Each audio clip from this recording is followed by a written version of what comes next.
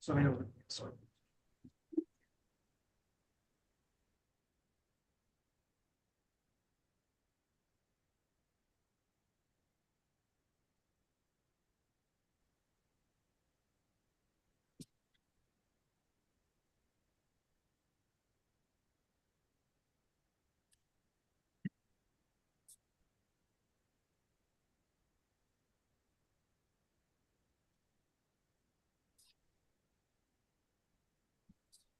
All right, good evening, everybody, and welcome to the December 13, 2023 full board meeting of Manhattan Community Board 6. My name is Tyler Guide, and I'm the chair of CD6. This meeting is called to order at 7:11 p.m. And tonight we are joined by Secretary Sivo, District Manager Jesus Perez, Assistant District Manager Brendan Berg, and Community Coordinator Brian Lafferty. As a reminder, New York State law requires all community board members who are not able to attend the meeting in person to have their cameras on and their first and last names displayed from the time the meeting is called to order until the time the meeting is adjourned. To conduct an efficient meeting tonight, let's observe a few ground rules. No one may speak until granted the floor. Please first raise your hand and wait for me to recognize. Then you can make your motion or comment. If you are online, you will be unmuted, and if you're here in person, we have one mic all the way in the front. Board members, it is important that only one person speaks at a time so that members of the public watching at home can understand what is being said by each board member. And please wait until you're in front of the mic to speak. We have heard feedback from viewers at home and even in-person attendees that our meetings are hardly clear at times. The chat function should not be used for CD6 business or questions about agenda topics. All such remarks should be made on the record by raising your hand through Zoom. The chat should only be used to alert us to any technical difficulties you are having, or to save aloud something in writing that already been mentioned, email address, or a link on the record during the meeting.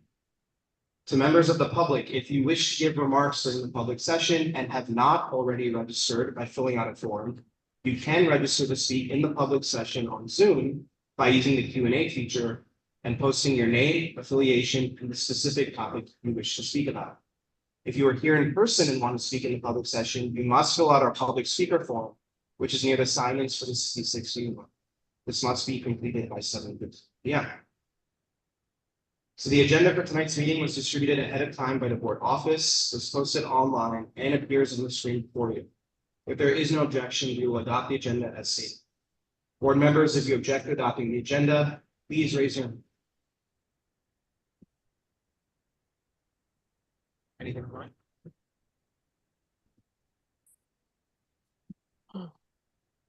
Seeing no objection to the agenda for tonight's meeting is adopted. We will now take attendance. We will now take attendance by roll call. Board members, when your name is called, please say present. Majid Abdul Samad. Carl Todd. Present. Neil Barkley. Present. Martin Barry. Present. Ali LaRosa. Claire Brennan. Jim Collins. Jonathan Derrico. Stu Desser. Present. Michael Devereaux. Dietrich Sisson. Present. Barack Friedman. Jason Promowitz. Eric Goldberg. Present. Gerald Jones. Paige Shud.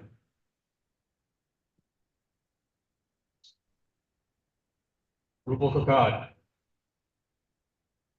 John Keller. Present. Nadeem Kalani. Abigail Kuiswar. Sandra Lefkow. David Lowenstein. Anton Mulliner. Sandra McKee. Richard Vince. Rajesh Nayar. Kevin O'Keefe. Present. Steve O is present. Rachel Patel. Stephen Perez. Present. Miriam Hu.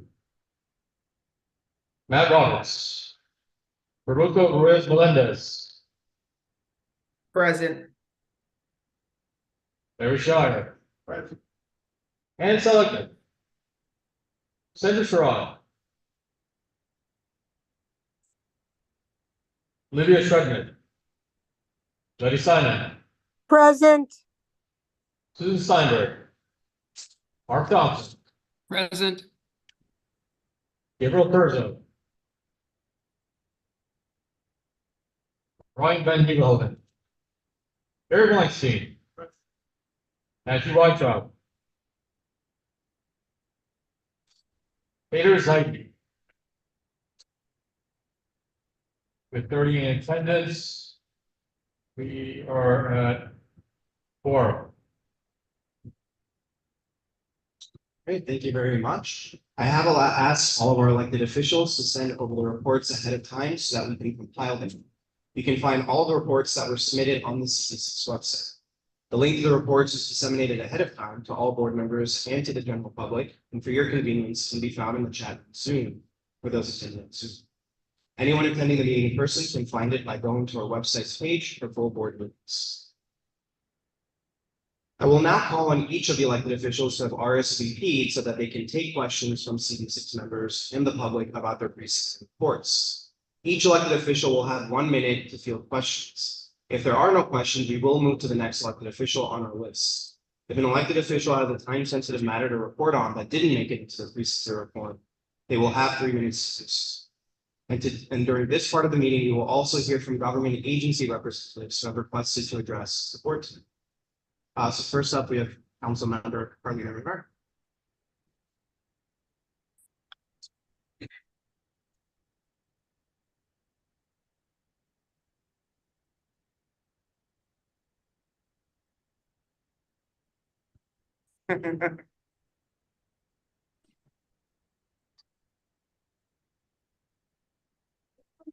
This one's better.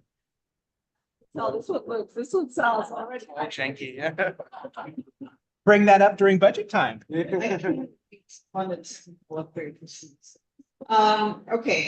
I just want to thank you all because you do a lot with what you have and you really rarely complain. So I want to thank you all, and of course, I want to thank leadership, of course. So that's the report. You pretty much know what it looks like. I just thought I'd go through a couple things that are in it briefly. So we recently had a hearing in the council on the influx of families seeking asylum, specifically families that are coming into our DOE system and how it's affecting some of our local schools. It was a really interesting hearing. We actually had people from DOE that I think cared about the work and were able to answer questions that could not quite, I guess, speak to the challenges that the mayor is, I think, posing. But I will give you an example. I think maybe, PS 116, it's a great school. It already had many families that were living in temporary shelter. And now it has brought in many students that are seeking asylum. So this is one school who has recently had to sort of face this issue with a limited number of resources. So what I said to the administration is, it's interesting because actually this is school district 2, right? But in school district 1, we actually have empty seats and more staff that speak Spanish. I know that it's not the only language spoken by people seeking asylum. However, it is the majority that we are seeing in our system at the moment. So I don't really know why we can't sort of come together and bring the students into spaces that are much more accommodating, that actually have the space. But then the government would be functioning perfectly. So we really tried to bring that up again. It feels like an umpteenth time to just give a break to some of our educators and of course the families, so there's consistency. And so that really does continue in terms of what we're seeing also on the street, people experiencing homelessness in my district. We have 1,000 people at a time lined up outside of St. Bridget on Avenue B and 6th Street. It's become incredibly painful and heartbreaking to watch. We recently got OAM to fix the ticketing system so people would not have to wait outside. However, it seems the system is not sort of keeping up with itself from like a 30,000 foot view. It seems like it works. You get a number, you get called, they try to find you a cop. It is not working that way. People are forced to wait at the only sort of respite center in Bainbridge in the Bronx. And then pulled back to the Lower East Side and hopefully find a car. Sometimes being sent then to JFK, where they have 30 days and then they have to show up only on the 31st day in order to find another. So the conditions are clearly getting worse with the weather, so we're trying to find a way to manage it. As you know, 150,000 people have come to our city seeking services. And really just the basics we're unable to provide at the moment for so many. So we're trying to manage that. It's incredibly hard. I will tell you, in City Hall, I recently passed a bill, Intro 195. It's so that tenants we created a 311 mechanism, so tenants who have vacant units in their building that are attracting problematic conditions, garbage, rats, broken locks, open doors. And we can actually get that inspected and fixed by HPD and those violations published on the website. That can not only address the quality of life issues that people have with vacant units in their building, but it's also to see if there are trends in terms of where vacant units are across the city. So we're hoping that helps, but it's mostly for people who are living with some of these units. And I went in the building not too long ago on 14th Street, where the vacant units just had a ton of garbage and it was attracting vermin, and then it had a leak, and then it had mold, and it was just really getting other tenants in the building.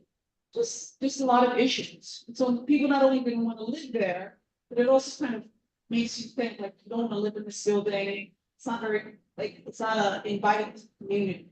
So we passed that, very exciting. I introduced it. Gail Brewer was a big proponent of it.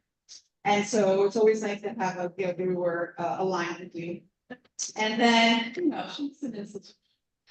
And so the last thing I'll talk about is we recently, I think you'll hear from the assembly member trying to take on legal cannabis shops. Sorry, it's like a moving target.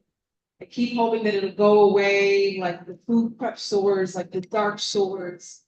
They are sticking around a bit longer. Recently, we passed legislation in the council that would fine landlords who are renting to illegal cannabis shops up to $10,000 for the violations. We also just passed that bill. And so now that is in effect, $10,000 fine for the violation. We just introduced another bill in the council to declare them a nuisance, and that would actually enable the city to pretty much like padlock them. So we are trying to address that issue. As you know, this was an unprecedented move in terms of cannabis equity. The state, I can't wait for the state to address the issue when they have it.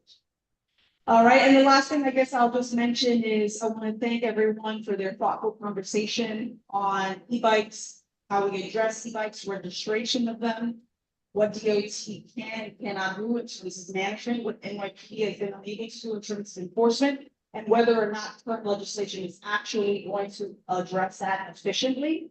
I do think there are a few things that can happen: registration at point of sale, holding some of the repair shops accountable, in addition to a number of other things. So that's also something sort of a moving target, but we're trying our best. And then I hope that tomorrow, I know some of you are going to make it. I realize it's in the middle of the day, but at 11 a.m., right across the street from Mount Sinai Beth Israel, we're going to be there to demand that we hold on to our city services. Over the past few years, we have seen more and more city services move uptown into the west side.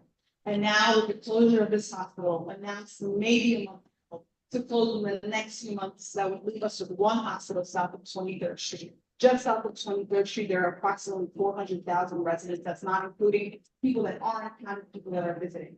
So it's a big issue. We don't want it to happen. And because of the timeline, it's so expedited by the Mount Sinai health system, I just felt like we had to come together and we had to come together now. So thank you for showing up, and for those of you that can't go, for your support. If you should have any questions, please. Good. That's fine. Yeah. All right, are there any questions for the council member? Yeah. All right, let's take a couple. First, we have Susan. Susan.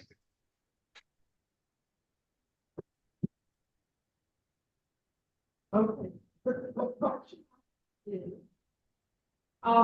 During the pandemic, there were all kinds of tents that were put up, overflow patients.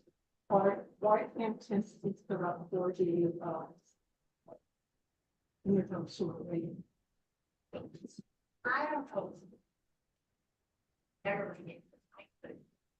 And you said, okay, I'll repeat it for you. So it was during the pandemic, there were, you know, they made sort of that mobile unit on the side of Beth Israel. Where it was $1 Okay, so why can we set up sort of temporary situation like we did during the pandemic?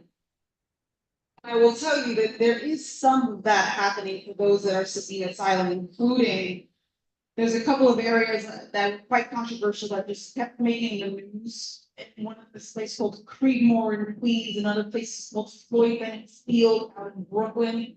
It happened in Orchard Beach for a second, then it was on Randall's Island. So they were attempting to put together some sort of temporary solution. Some of them proved logistically impossible. Some of them they took down very, very quickly without any explanation to the council or to the city. And so now we have, for example, in Floyd Bennett Fields, that is predominantly for families with children. And so there are some sites like that, but I'll give you an example of the police academy, which the old police academy, that place is no longer in use. And the only time that they will actually use that space is if they decide to during a cold balloon. That is the answer I got from the Office of Emergency Management. So even though we've identified other potential spaces, they're just they're not actually using the list, or some of the spaces have been declared by the fire department not appropriate in terms of standards and codes. So they're trying. I think there were a couple of other. Jared? With the Gilberto, I'll repeat the question. It won't stretch that far. I'm wondering if, Jared Canama. Or. Feather. Passage of report number 15. Have reached out to one of justice, this is their. The other way. Health integrity civil. The bill I just mentioned, 195. Yes. We have reached out to a number of, you know, I have to make sure that Just Fix we reached out to, because we worked with a number of like civic tech Yeah. organizations that do some of this work because of our relationship with Civic Hall.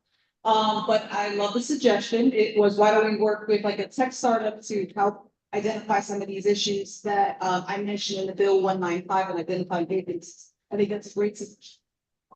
Thank you. Thank you for that. Any further questions? Yep, Stu? You mentioned, I believe, for 1243, which is about the corporation council being able to close down cannabis shops. If there are mechanisms where the corporation council takes the board, so it's open like 7 information. And if they do issue an order, is there any kind of enforcement? Well, we'd love to see the enforcement piece. I think the whole sort of padlock and official declaration of the nuisance, but the follow up with enforcement would be important. I think the data is also something, and I'll double check if it's in the bill, because if it's not, as many of you might know, we're coming to a close of this session, and which means we have to reintroduce any bill that haven't passed early next year, probably more like February than January. And so if that's not in the bill, I will certainly push to include transparency and data availability. I think that's a great suggestion. Yep, Mary? Yeah, and I'll say. It's the challenge of hybrid. And if anyone else has any questions, we're gonna ask people to start moving to the front. So if you sit as close to the front as possible, it's really great. And if you anticipate having questions, please line up near the mic. I can. Do you have any work for your shares with others? This is such a great question. We have no information on like work permits, work authorizations. I also asked this question at a recent hearing that we had.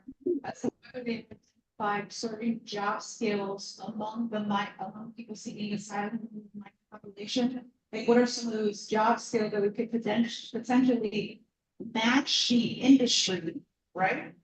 Or even think about incorporating them in more of a worker cooperative model, which is like individual ownership and doesn't have the same sort of bureaucratic as like employment. So we don't have really any information on where work permits are, though I have suggested that we even hire some of those individuals that are here who were maybe previously teachers in their country. We can figure that out. You know, there are ways to do this. So nothing on that specifically. We're also waiting on Congress to do a bunch of things. I'm curious. But I think we do have a very good New York City congressional delegation. It's just at least 450 other reps, so it's a little bit challenging. But it is a good question. I try to ask the city to look for work authorization in other, more creative ways. It hasn't quite moved, but I do feel like right now it's so urgent. We've been doing this for a year and a half, but right now, the people on the street, it's gonna get already getting. And so I hope that the mayor responds in a more thoughtful way. I know he's probably still unpopular, he's never been right now, but hopefully that moves into, it's a great question. Hopefully I have an update for us. Seeing no further Thanks, questions. everyone. Great question, great suggestion. It's always nice to a productive moment in my first. And again, anything you need, please let us know. It's always a pleasure.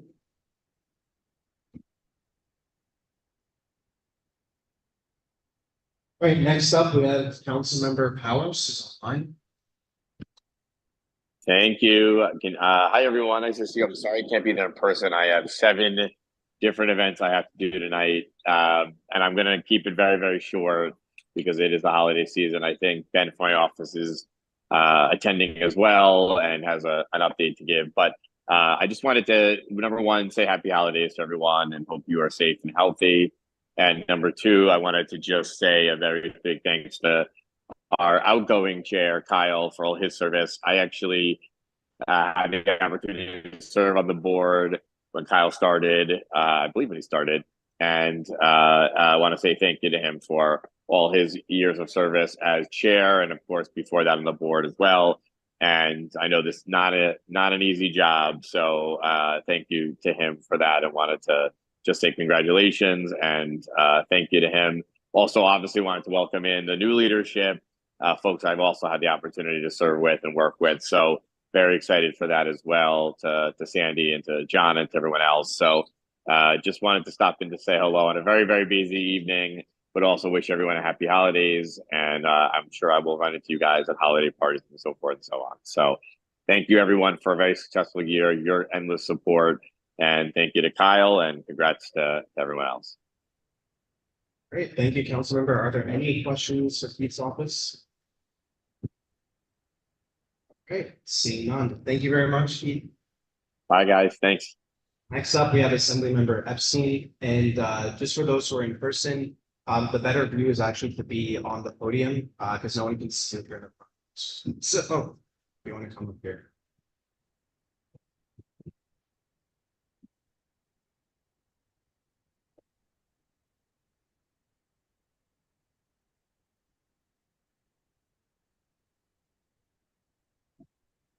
Hey, there's some. Hi, good evening, everyone. Wow, good evening, everyone. Good evening. All right, we're awake, we're awake. So I want to make sure, it's like, we're here, literally wearing your Hunter sweatshirt as we here thinking about the potential of this location. It's going to come before this community board and really thinking about what the future looks like, the Hunter dorm rooms and the potential tech hub. So I think here we have to think about the future of our community space and our government space. So, Kyle, it's a great sweatshirt to wear. So I know Carolina mentioned the issue about asylum seekers. I think there's a question we still have to answer in New York State about whether we can legally provide state work permits, and it's unclear whether it's constitutional or not. But I think we are likely to grapple with this next year in Albany. I think the reality is we have 60,000 asylum seekers who are here and probably 65,000 of them want to work. Can we figure out a way to get, a state work permit in place that can be held unconstitutional. And, you know, ideas of worker co-ops and other options that the councilwoman talked about, I think are real, but if we can actually legally get them a state work permit, I think people want to work and let's get them to work. So there's a lot going on around asylum seekers. Across the street from my office is we would call a reticketing center, and the lines of, you know, 600 to 1,000 people line out there every day, just trying to get a bed for the evening. You know, the councilwoman and I were in there on Friday, I think we were there last Friday, and we were talking to people who had come back, you know, for the last 7 days, just trying to get a bed. And every day they just wait at 8 hours and they're sent back to sleep on a floor in a gym in the Bronx. So I think we have to have a better plan. This reticketing center is not working. Every day we see people standing outside without a coat on. And so in the last 2 weeks, we've given out 1,000 coats to people who are coatless. So we're still doing a coat drive in our office. So hopefully people want to get involved in that. It's really important. We need a lot of French speakers. A lot of the folks online are West African. So if people have French that they want to help out, we could always use that. So we had a event earlier this week. I know Councilwoman mentioned it as well. So it's around the illegal cannabis stores.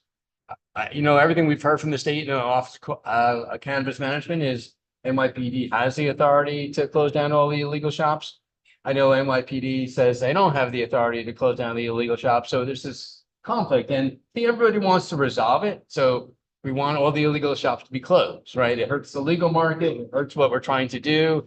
And so this issue has to get resolved up to this upcoming legislative session, whatever it happens to be, whatever additional enforcement power that the NYPD needs to be able to like if you opened up an illegal liquor store, you should be able to force them to close it. You can. I don't know why if you open up a legal cannabis store, you can't padlock that store as well. And we want the NYPD to have that power. So a couple of events we're doing. I know there's an e-waste event coming up in January. It's in our newsletter. People have it. We're doing a town hall just across the street at NYU Dental. I know there's people, Councilwoman Rivera also mentioned the Beth Israel rally that's happening tomorrow at 11. Hopefully people can join us. There's also a rally about a building on 14th Street where tenants had a vacate order. 18 units were vacated because of construction going on right next door, trying to get those folks back in. We were lucky to have a really robust turkey drive with the Lower East Side Center, and we gave out meals for 1,700 families. It was the largest volume that we've had in the years that we've been doing it. And just over the last month, the governor signed 3 of my bills into law, which was, you can read about it later if you want. And the last thing I'll just mention is there's a lot of conversation about congestion pricing. I don't know if people saw the NTA board, the Transportation Mobility Board kind of made a proposal. The MTA board is going to start a public session, a public listening session, where they're going to take final feedback from folks. And between, over the next 60 to 90 days, those will be happening. So in that time frame, people really need to give them more information. The plan is what the plan is, and the plan will only change if people make recommendations to change what the proposal is. I think we've talked a lot about like how it impacts Lower Manhattan. Below 10th Street, we'll see an increase in pollution and a worsening of air quality. They have to have mitigation. We haven't heard about that mitigation. The impact that it has on local residents who have a car for whatever reason, and the cost of them driving home. Whether the on-peak, off-peak hours, 5 a.m. to 9 p.m., is that the right equation? And 9 a.m. to 9 p.m. on the weekends. I think those are all conversations that we can have. And I think it's really important to really engage with the MTA over the next couple of months to get it resolved. Because that's, is going to impact people who have vehicles and people who don't. So there's a lot going on in the neighborhood just here, around, it's further north. I know Senator Gonzalez is probably going to talk about, the potential casino that's going to impact us, the tech hub here, the potential building across the street, and all these other issues. So there's a lot going on in the neighborhood, a lot to continue to be involved in. So I hope people continue to engage. Before I go, I just want to, we have for the outgoing chair, Kyle, for your service and dedication, we have a proclamation for the state of New York. Because we have big proclamations. I don't know why we always have big proclamations, but we do.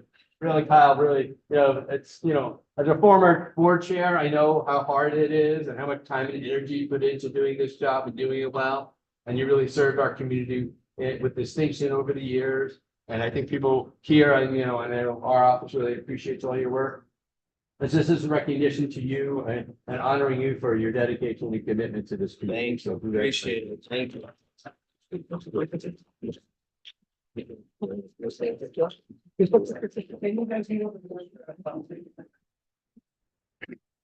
Kristen, Carlene, you guys want to come up? Okay.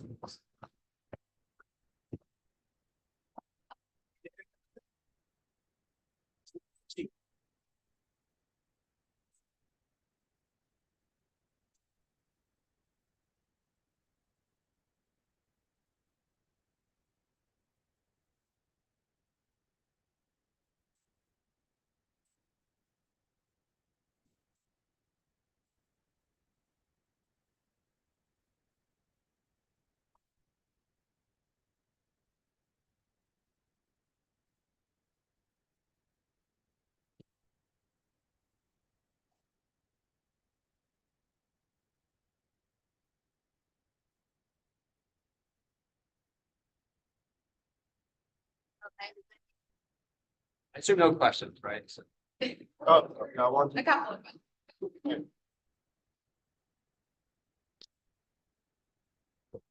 Yeah, I know.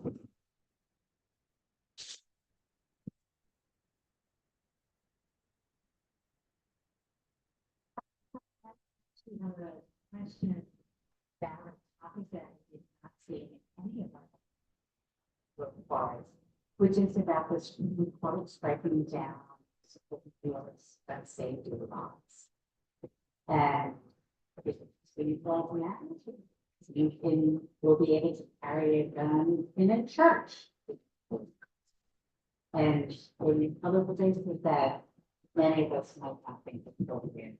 So I don't know if this is something that you or your staff to, like I said, it wasn't in the homes that these reports, so I'm only singling you out because you are always there. Well, thank you. So we're in this weird spot. So 2 years ago, the Supreme Court said our laws that have been on the books for over 100 years were unconstitutional. So then we quickly had a special session and we created a new law to say, you can't have guns in any of these locations, right? We did a very broad brush approach because we wanted to see, where the lines were, because it was unclear. I think, we're gonna have to go back to Albany and fix whatever we can fix, but we have a really conservative Supreme Court. And so anything we do is going to be challenged. And so we just have to live with that reality and continue to legislate until we legislate to the line that they think is okay.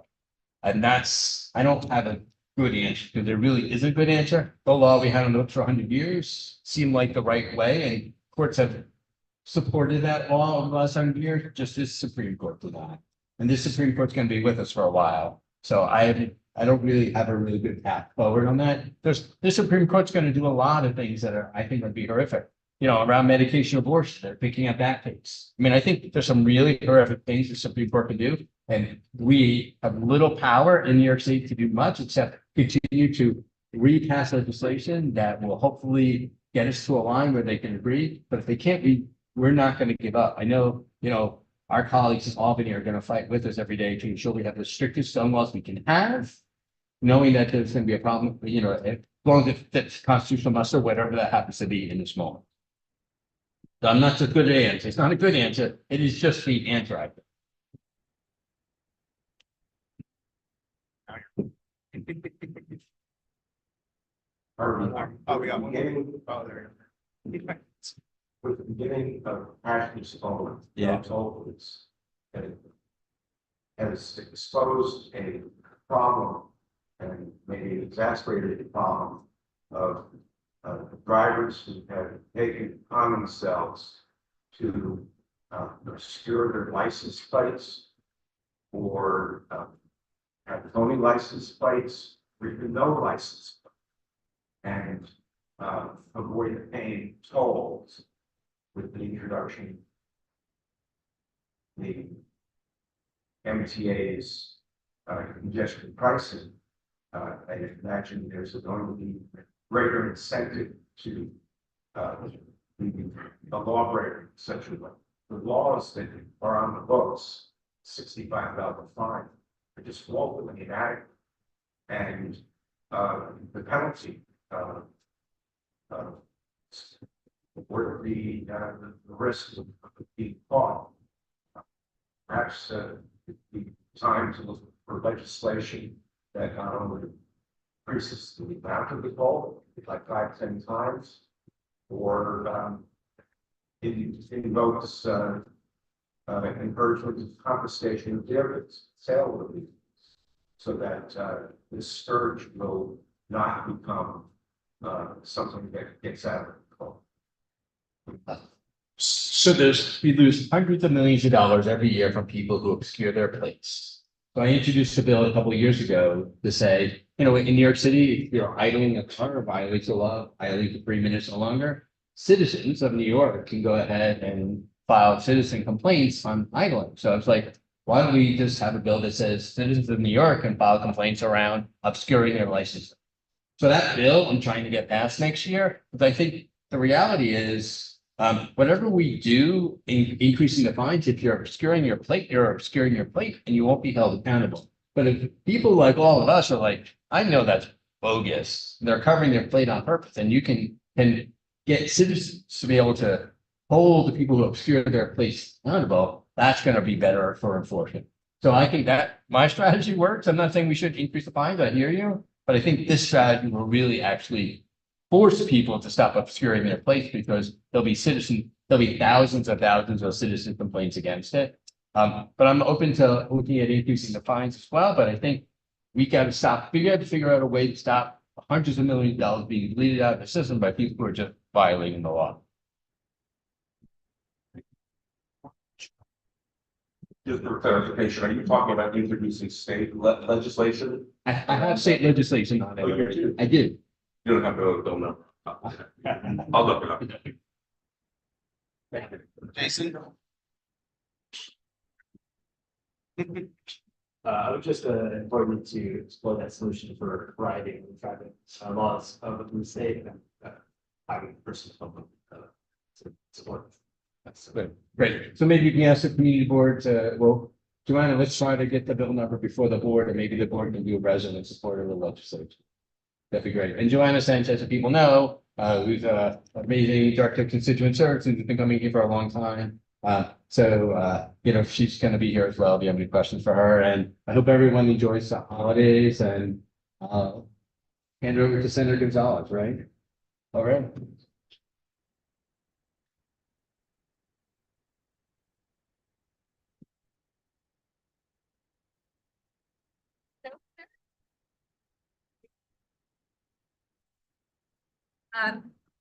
Hi, everyone. It's good being here. I honestly think our other elections were really thorough, so I'll also keep it pretty short. But just wanted to come say hi, wish you all a happy holiday. Remind you that, we're here, we're open. Our office is on between 42nd, 43rd, and 2nd Avenue. So if you need anything, definitely for the rest of the year. And then going into next year, we're here to help. A big thank you, of course, to Kyle for all of his service. I have to say, we are really blessed in this neck of the woods. When I talk to other young people about joining community boards, I always reference the triangle of young leadership that we have in this neck of the district as a model of success. So really appreciate all of the work that you put in. And in terms of issues and legislation, we actually just came back from the Senate retreat about a week ago. And when we had the Senate retreat with all of my colleagues, there are a lot of big fights that are coming our way, but a lot of the things we've talked about today have also been raised in Albany. So housing, of course, is top of mind, and I'm going to need all of your help to ensure that we're centering tenant protections first thing in January in Albany. We talked about the Office of Cannabis Management. There's only 27 approved shops throughout the state. And the rest that we're seeing are legal shops. There needs to be more funding and transparency for how this agency is working, because we are all incredibly concerned. So that has been top of mind and was discussed, and then other parties as well, including healthcare access and for us, street safety has been another big issue for this district. Finally, you've heard from both of our previous electeds who spoke here today. We have been meeting with Mount Sinai Beth Israel and encourage you all to be part of that process. You're going to get a mailer from my office that is letting everyone in the district know that we need their support in opposing this closure. We heard from over 200 neighbors a couple weeks ago, but this is going to be a long and hard fight because we need an emergency room in this side of Lower Manhattan. So please be a part of that process. And then finally, I want to re-up what Assemblymember Epstein said about the casino town hall. We're having that on January 11th. I met with the developers who wanted to give us a presentation. I know this board has made their major position clear, and it was interesting to me in the presentation that they said that they had signatures from thousands of our neighbors in this district in support of this casino. And that's interesting to me, considering, when I talk to a lot of you and a lot of our neighbors, that doesn't really seem to be the general sentiment. And I know that you all passed a resolution as well. So this town hall is another opportunity and chance for all of us to come together and say that, if you feel like your opinion has not changed, remind them, but also remind the other electeds, and especially the governor's office will also have a say in this process. So we really hope to see you all there. I'm going to stop here. I'm happy to take questions, but again, we're always around to help. So thank you for having us. All right, are there any questions for the senator? We've all been so thorough, so that's a good Seeing thing. very good. Seeing none. All right. Well, happy holidays, y'all. Thank you so much.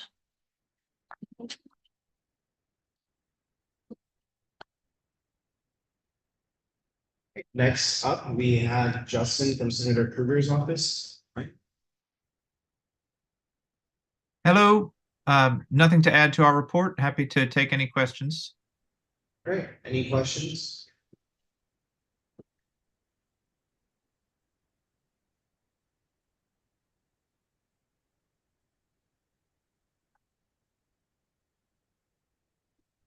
So this is a question about the bond fund, the environmental protection bond fund that was passed. I know in today's the report that you submitted,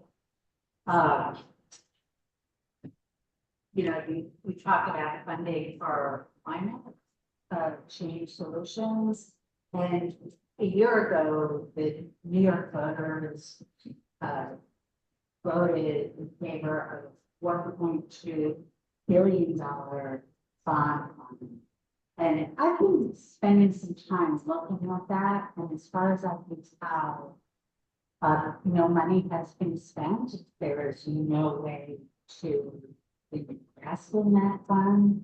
When money is spent, the bonds issued will be issued as general obligation bonds. So it's just like, there's a problem with this. I mean, it's a huge problem, as you guys have pointed out. And I think there are people that want to do something to help for it. And I don't know if there's a way they can provide some clarification on any of that. And we can certainly take this up if that's an easier thing to do. But it's something that I'm enormously frustrated about. I've been trying to research for literally months. So I had some trouble hearing that. I broadly heard the question about the money getting out the door. I know that the state that several, various agencies that are implicated in spending the several funds within the Bond Act have been going through a process to determine where to spend that money. And I think actually I just read this morning that some significant amount of money went out the door for clean water, and recently as well, a bunch of money went out the door for electric school buses, but the bulk of it has not gone out. I didn't hear the second part of your question, but I am happy to pick this up offline if you want to go through Brendan or Jesus and get my contact info, or you can just call our office and ask for me, and I'm happy to. We can talk further. Yeah, I thought bonds typically funds, like the bond were issued and the funds went out the door. Raise the funds to do whatever capital investment you did. And perhaps that's not the case for this fund. Yeah, I don't know the answer to that off the top of my head. That's outside my area of expertise in terms of the details of the actual financing. But let's try to speak offline, and I can do some digging and try to get some answers. Sounds good. It's super interesting. Thank you. Thank you very much, Justin. Seeing no further questions for this. We'll now move on to Robin from the mayor's office. It should be online as well. Hi, good evening, everyone. I really have no formal report tonight. I wanted to wish everybody a very happy holiday season. And Kyle, all the best. This is, I guess, your last official meeting as chair. It's been nice working with you, and I look forward to seeing everybody next year. If there are any questions, I'm happy to take them. Thank you, Robin. Are there any questions for the mayor's office? All right, seeing none, thank you very much and happy holidays. Thanks. All right, next up we have Kevin Jean-Baptiste from the district attorney's office as well. Everyone, can you all hear me? Yep. Hi, good evening, everyone. I'm Kevin Jean-Baptiste covering for Eric Strauss of the Manhattan DA's office. Eric's been out sick, and so I'm covering for him and just wanted to wish you all a happy holidays. Just one quick announcement that we have that Eric might have already announced is the district attorney and Senator Brad Hoylman and Assemblymember Grace Lee announcing our Hate Crimes Modernization Act, which is essentially a package bill that increases and adds a number of different offenses that could now be charged as a hate crime. So we're really lobbying for support on that, seeing the number of hate crimes increase throughout the borough and across the city, really. It just provides prosecutors' offices more tools to be able to combat hate crime. So you can definitely take a look at that bill. Senator Hoylman is the prime sponsor of it in the Senate, and Assemblymember Grace Lee is the prime sponsor of it in the Assembly. And that's really the message we want to get out there, is just how much our office is pushing to reduce hate crime. So that's my only announcement. I just wanted to wish everyone a happy holidays and happy to take questions if there are any. All right, thank you very much, Kevin. Seeing no questions from the public, thank you very much and happy holidays. All right, next up, we'll go to Brian from Assemblymember Boris's office. He's online as well. Hi, folks, and for those of you who are familiar faces, hello. Glad to join you virtually at the moment. Just wanted to highlight a few things from our report just very quickly. The Assemblymember is now up to 5 out of 6 of his bills that have passed the Assembly and Senate, signed into law. Not bad for a first term. Bill that just passed quickly is legislation that will help reduce the and eliminate the awful shortage of optometrists we have statewide. For those who don't know, statewide we have something like 4,000 optometrists, which is not enough for this state. There was a big hurdle there in terms of residency, or rather apprenticeship, that we have eliminated. So very excited about that. We have one bill left that is to be signed by the governor, just sent to her desk. The short there, and we'll have more on this for next presentation, is this legislation adds a total of 20 judges across New York City and New York State. We're very, very happy about that. Busy on community events here for those who want to read the report. These are detailed a bit more, but of course, hit Lenox Hill Neighborhood House's annual Thanksgiving dinner dance. For those who have not gone on social media and followed us at Alex Borres, you can find some wonderful video of the assembly member swing dancing with some wonderful constituents. If you have not seen that yet, I encourage you to check it out. I think you will enjoy it. Amongst other things, we've been running all over the 73rd district and across Manhattan and the city for holiday events. Hosted our first shredding event thanks to Senator Serrano for his partnership there. And with New York Sanitation, we were able to help our neighbors shred about 1 ton of paper, sanitation tells me, which is fantastic. The oldest document we shredded dated back to 2013. Everyone shred those documents that need to be shredded. Last formal update here is just that the assembly member, as many of you know, is the first Democrat elected in New York State at any level with a degree in computer science, has been taking a lead on discussions of artificial intelligence, addressing rapid development and talking about policy. One of those most recent events was at Temple Emmanuel. We've also had events of him speaking about policy and talking with leaders about how to shape that going forward at Cornell Tech and at the National New Deal Leaders Conference in Washington, D.C. The assembly member has talked about AI, how it's going to affect our lives, the role the government must play to ensure this tech remains a tool for good rather than a threat. And last but certainly not least, if you haven't seen the assembly member's statement or post on social media, just reading a note from him to all of you this holiday season, especially now that we are in the midst and towards the tail end of Hanukkah. The story of Hanukkah is a testament to the resilience of the Jewish people in the face of persecution, especially right now in this moment of darkness where anti-Semitism has spiked in New York and across the globe. May light continue to prevail. So that said, Chag Sameach to those celebrating and to all else as we wrap up the holiday season here. And because I won't see you before then, happy holidays, Merry Christmas, and a Happy New Year. Happy to take any questions you've got for our office. Great, thank you, Brian. Are there any questions for Assemblymember Borres' office? All right, seeing none, thank you very much, Brian, and happy holidays. Next up, we'll go to Harry from Councilmember Menon's office. Hi, good evening, everyone. I wanted to highlight a few things here on our CB6 report. One, as many of you may know, the council member was up for re-election due to redistricting. She had a 2-year term to begin her time in office, and we were very happy to report that she won re-election with 81% of the vote. And in a year without great turnout here in the city, we thought that this was a great testament to the work that the council member's been doing and affirms all the work that she's doing with the community and great partners like CB6.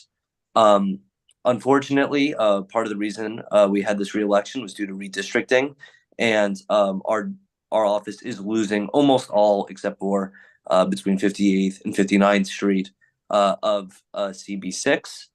Although we're losing many constituents, we still hope that you see us as advocates and neighbors, and we'll always be here to help.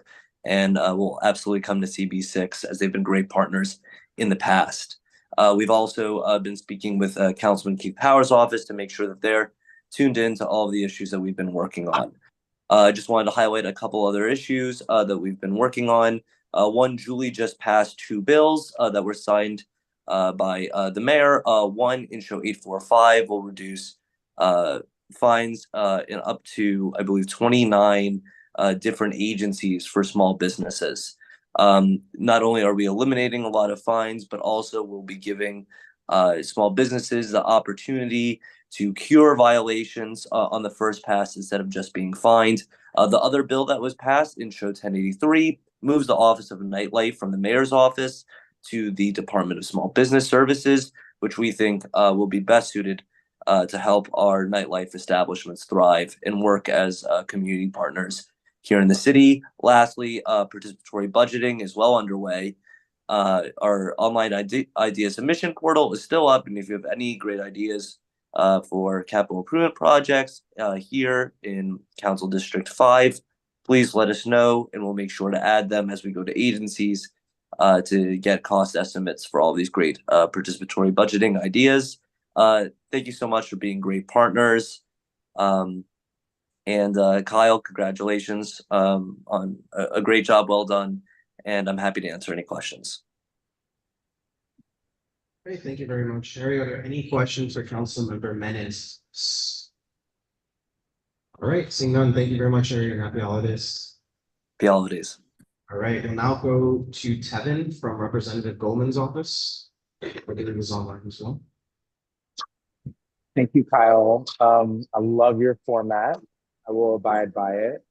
I have nothing to add. Does anyone have any questions for me from our report? Stefan, are there any questions for Representative Goldman's? Right, seeing none, and I think you got the gold star for today. Thank you.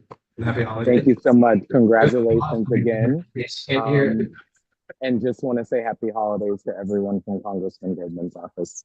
Thank you.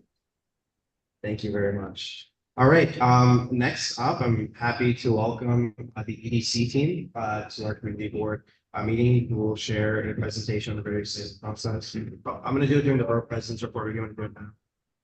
Let's make it during the board press. And so, yeah, so I'm happy to welcome Ben, Jenny, Julianne, and I believe Gigi is in line as well. Yeah. It's canceled. How do I advance this? I will do that. How is everybody? Good? I was All right. outside and Good. then I got. All right, we're gonna, my name is Nick Gray. I work with the New York City Economic Development Corporation. I'm joined by colleagues Adam Gross-Lamar, Rachel Aronson, and Diana Sweetshine here in the room. We also have colleagues online, so we'll be able to answer any questions. And I have a. We're here to talk about some project that we're really excited about, this part of the Region Center Gibbs Bay. So thank you for having us. We know that you guys probably have a lot of questions. So tonight is an opportunity to hear about the project and answer some of your questions. Wait, It will also not be the last time in which we actually have the opportunity for you to ask us. So we'll have other, community board, we were thankful for the advocacy and partnership when putting out the master plan, and we want to continue that relationship going forward. Do you want me to advance the slides? If you want, sure.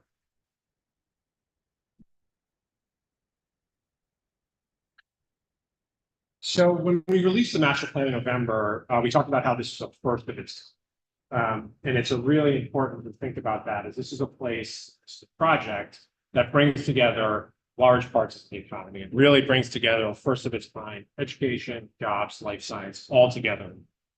And what that means in practice is this project will be able to create a new city public high school focused on health. We'll have facilities for the City College of New York to provide for associate's degree, technical degrees, undergraduate and graduate training, as well as facilities for health and hospitals and the Office of the Chief Medical Officer, all in one place. I think stepping back from saying it's a first of a kind, it's benefiting public institutions that are doing really important work every day for New Yorkers, educating kids, making sure that we're healthy, and doing all of that, and making sure that they have first-class space. These are institutions now that are working in spaces that are outdated, that might not be able to meet their future demand or their current need, and they need that space. The Science Park and Research Center Gibbs Bay will be able to provide that. And so we're really excited about not only the synergies amongst those, but also the synergy between those public institutions and then the life science research that's going to happen.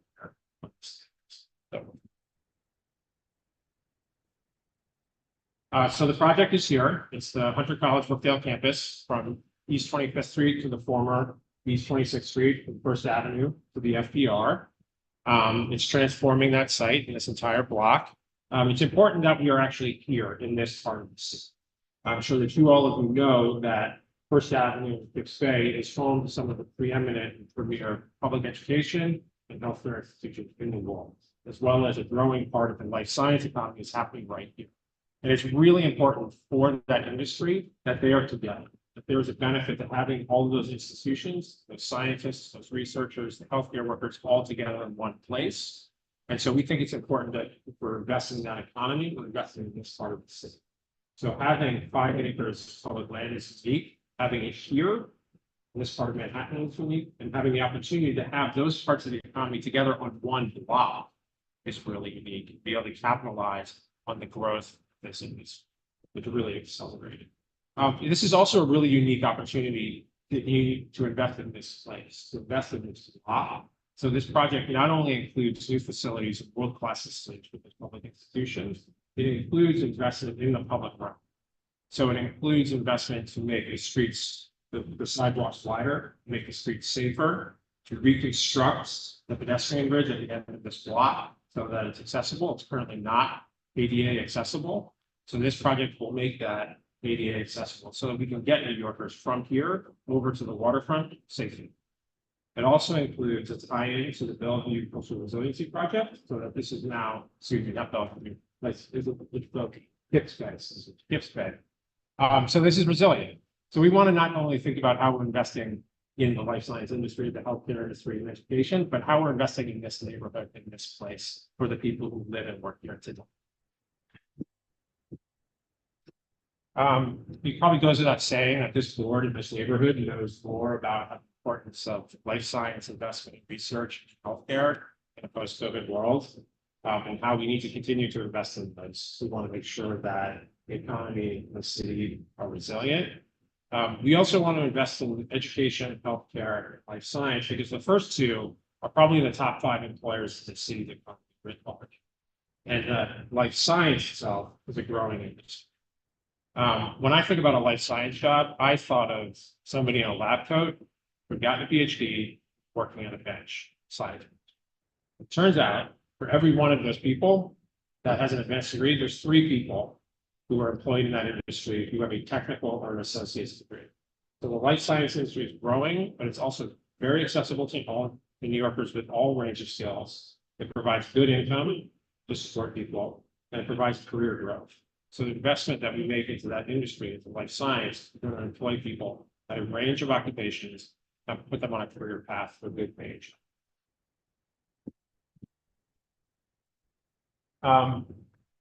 The importance of this project is the synergies between, like we talked about, a city public school, CUNY, H&H, OCME, and then life science. So literally, I think one way I think about this is that a 9th grader would walk into the future school, City Public High School, get training in healthcare, possibly go and get an associate's degree or a technical degree, maybe go on to an undergraduate and graduate degree on this block, and then maybe be employed in life science. I think that's a really, really unique part of this, so that we can connect New Yorkers from all walks of life to good paying jobs. So this chart, sorry to turn my back to you, starting from left to right, touches on the different parts of the program that will be located here that I spoke about quickly and that my colleague Rachel will go through in more detail. So starting from the left, moving to the right, the City College will have new facilities here for 60 graduate programs. So we'll be able to train people in nursing, be able to train folks that are at the Borough of Manhattan Community College in health sciences, get graduate degrees in health, all here. So we're providing that space, not only to meet the current demand, but grow into world-class space to continue to train that next generation.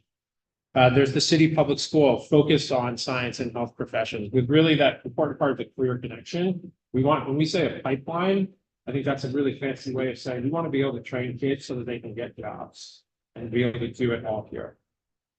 With the Health and Hospitals Outpatient Care Facility, a nursing advanced practice center, simulation center, new adult primary care facility. That's an important one to talk about. That new facility will be able to reduce wait times by 1 week for people. So you actually get healthcare faster. The nursing simulation center will also be available to people in DOE and training that next generation of workers so they can do real work, that synergy between kids and people who are providing the care. The Office of the Chief Medical Examiner up on First Avenue. 20% of all the medical examiners in the United States receive some form of training at the OCD facility. So it's doing tremendous work, really touching all parts of the country, and they don't have the facility that needs that they to continue to do that work. So they will be located here. And then finally, as I touched on life sciences, it's important to think of this as making sure that the life science is going out into the community. So demonstration space, connections to the schools, connections to the kids, being able to take something that could be inward focus and bring it out into the community through partnerships. And then the last is a really important pillar that's out there. That this isn't just an investment in these buildings. It's an investment in the place, because of the importance of this place, the importance of the community, and making sure that we're making that investment so that it's easier and safer to walk around. It's easier to get to the waterfront, that we continue to be resilient against global climate change and sea level rise. And we do it in a context sensitive way. And we know that the community would like to see open space. We've heard that consistently.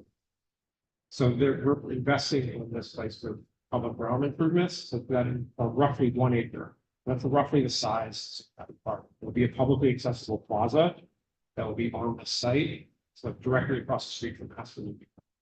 So it's both investment in these industries, but investments in place, so such that it's a place that we can all.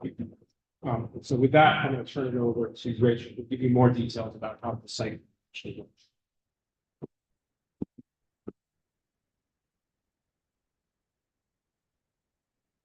Thank you, Nate. So on the topic of community priorities. Yeah. Thank you.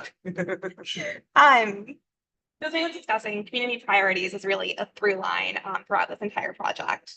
When we started this process, we looked back at previous plans, community district needs assessments, wanting to really better understand what the priorities are for this community. So you can see those items on this list. We've also been able to augment this list through conversations with community board leadership. And through our ongoing engagement, we hope to add to this list. But to just quickly highlight some items and themes, we've seen really clearly the need for creating new quality open space, an emphasis on minimizing construction impacts, supporting local economic development, addressing safety and security, considering the broader neighborhood context, improving accessibility both on the campus and around the campus, and also addressing climate resiliency risks. This represents just a snapshot of what we understand to be some of the priorities, and we're really excited to be continuing to partner with you all as we advance design. So shifting into the proposed design, we want to start by first taking a step back and highlighting the core goal of the master plan, which is really how to accommodate all of these users within the site while also maximizing the opportunities for community serving open space. As you can see, fitting this program onto the site required us to think about vertical adjacencies and opportunities for co-locations of these users. Our design reflects extensive engagement with our agency partners to solidify a plan that meets the needs of each campus institution, while creating a plan that is contextual within the neighborhood, creates new public access, enhances the public realm, and creates new open space.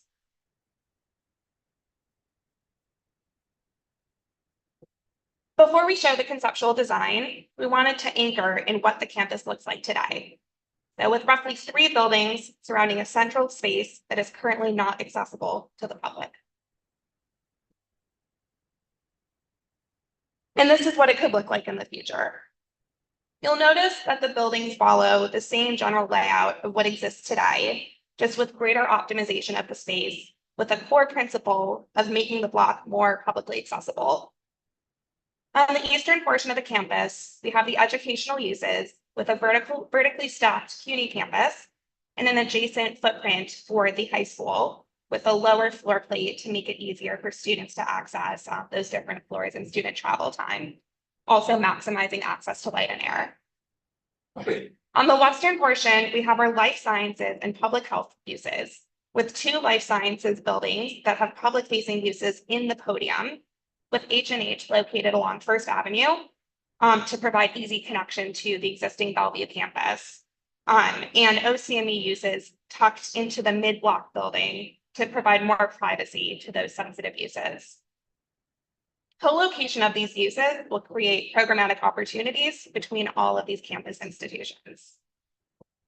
We're also considering the activation of ground floor uses, including a pharmacy, healthy concessions, addressing what we know to be a lack of food and beverage options in the area, and also creating spaces that welcome the public in to learn about the research opportunities that are happening here. In the middle, you can see Spark Square, just nearly 3/4 of an acre of new publicly accessible open space. This also will connect to the reconstructed 25th Street pedestrian bridge, which will be reconstructed to be ADA accessible. This campus plan is thinking about both the configuration of the users on the campus, but also how it relates to the broader neighborhood. And I think this slide really highlights the way that, again, we're thinking about the campus, but also how it knits into the fabric of the neighborhood. What you can see on the left is the existing conditions, and on the right are the proposed conditions with this design. So starting with this new publicly accessible open space, opening up the existing campus and creating new quality space for the campus users and the community to use. Next one we want to highlight is that this area is currently characterized by narrow streets and sidewalks. This plan will widen the sidewalks, create a cut-through path, and have ground floor activation, particularly along First Avenue and 25th Street. Lastly, this is an area that is currently susceptible to flooding. Our project will include a tie-in to the Kips Bay Community Coastal Resiliency Project, which is protecting the Bellevue Hospital, conferring resiliency benefits to the campus and the broader neighborhood. Okay, so this last portion here is going through some illustrative renderings of what this area looks like today and what it could look like in the future. I just want to reiterate that again, this is a very conceptual early design, but these renderings really, we think, help to illustrate what this campus could look like. So in this first view here, you're standing along First Avenue facing north. And these are the existing conditions. And so here is the illustrative rendering of what it could look like in the future. As you can see, there's an inviting entryway with a double height lobby and transparent uses along First Avenue, really orienting around enhancing the pedestrian experience and displaying those campus activities. In this next view, this is the current view. You're standing on 25th Street, mid-block, facing into the campus. As you can see, it's currently fenced off and largely inaccessible. From this view, again, you're looking north with the educational hub to the right, this mid-block life sciences building to the left, and new atrium stairs really bringing access into the campus.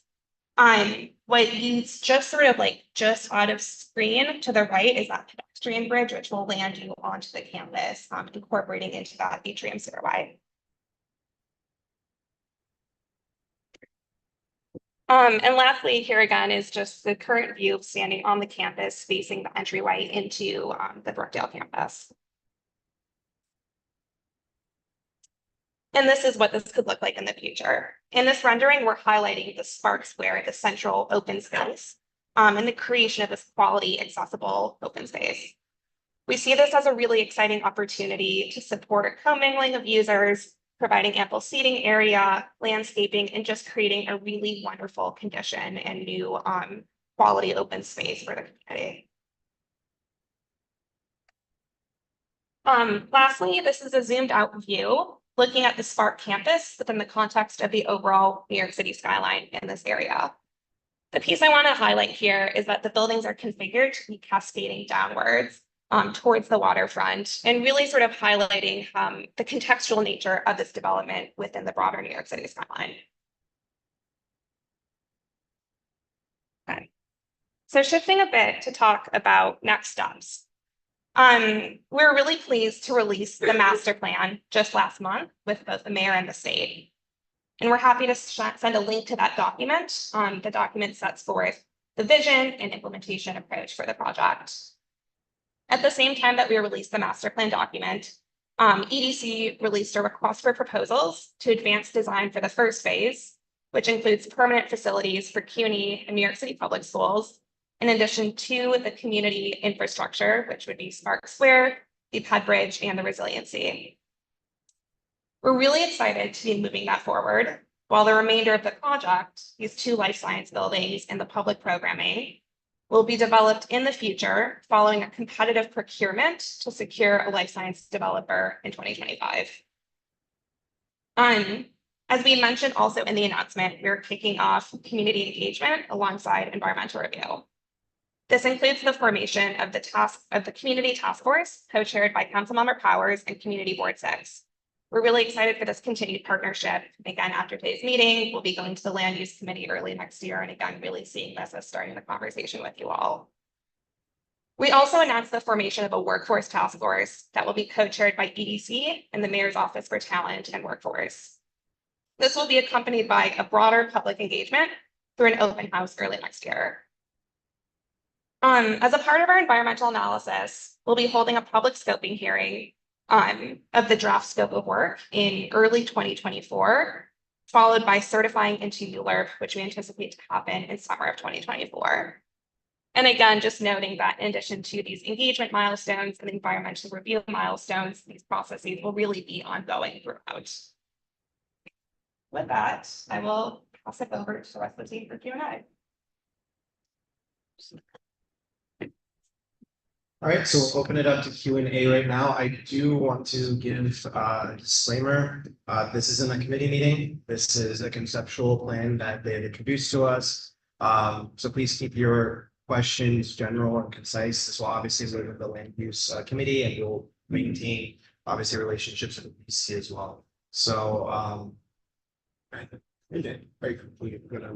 Oh, I thought you said you'd stand up here so people could see you. down there. Now you're standing me down. It was down the entire time. So yeah, so if you have any questions, please make your way to the front and please keep it conceptual in general. Thank you. This is wonderful. A lot better than the 100 garbage trucks that were originally planned on this area. Sure, the neighborhood, much on that. In the community section of this, you didn't mention anything about the community board. The community board office in the last, I guess, 3 years, have been in 4 different places. Our meetings have been all over the area, probably 24 different rooms within the community board area. I would appreciate if you would add something for the community board itself to be within the project. Yeah, thank you. Certainly appreciate that. My name is Diana Sweetnai. I work in EDC's Government and Community Relations Division. And before I came to EDC, I worked for Manhattan Community Board 1 for a little over 10 years. So I'm very familiar with community board office and budgetary constraints. We know that that's a priority for the community board and the community board office. We've had some conversations about it and their office and conference needs. And that's something that we're discussing with the Department of Citywide Administrative Services, who manages that end of the leasing and space items for the community board. But it's noted as a priority, and it's something that we're continuing to discuss.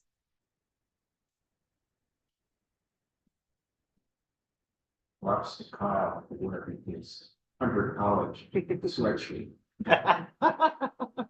And there continue to be a student dormitory and maybe faculty or researcher housing on this campus, which can create synergy and activate in this area full time. So we're experiencing in the city, it's becoming desirable to have 24-hour neighborhoods and just devoting something to working hours really was looking backwards. So this is a suggestion for keeping the area active and vibrant 24 hours a day. Yeah, great question. And I will note we have our colleague Mitch here from CUNY in the room. I understand that while the plan doesn't currently include dormitory housing, I know that CUNY is working on a plan to house students elsewhere offsite. Mitch, if you have any other details, I would encourage you to share. That pretty much is the answer. People will be housing all, you know.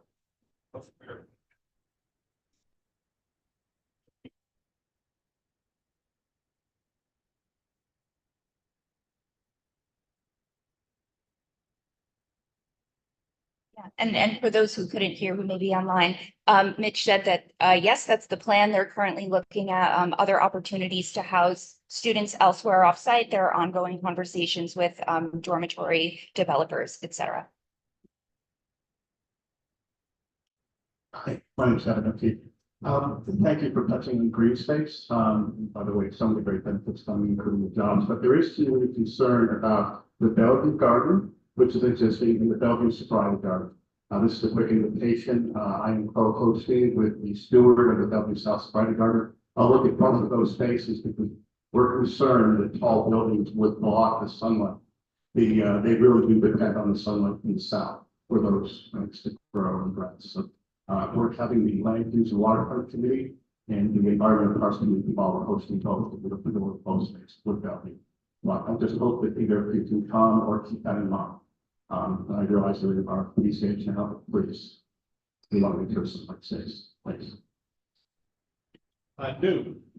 Yeah, we're very excited about the opportunity for open space in connection to this project. We think this project is a wonderful opportunity to open up the whole campus, to really enliven the streetscape and connect the different open space opportunities in the immediate area.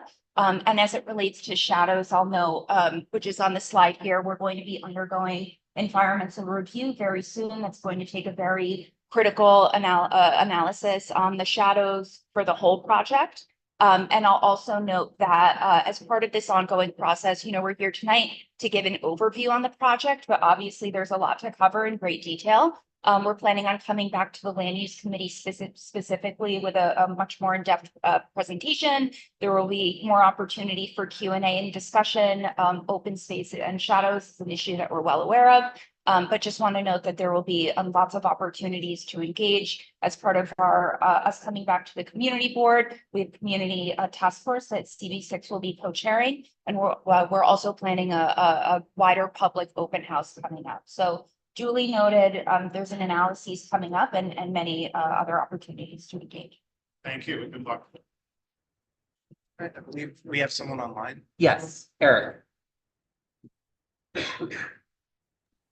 Oh, thank you.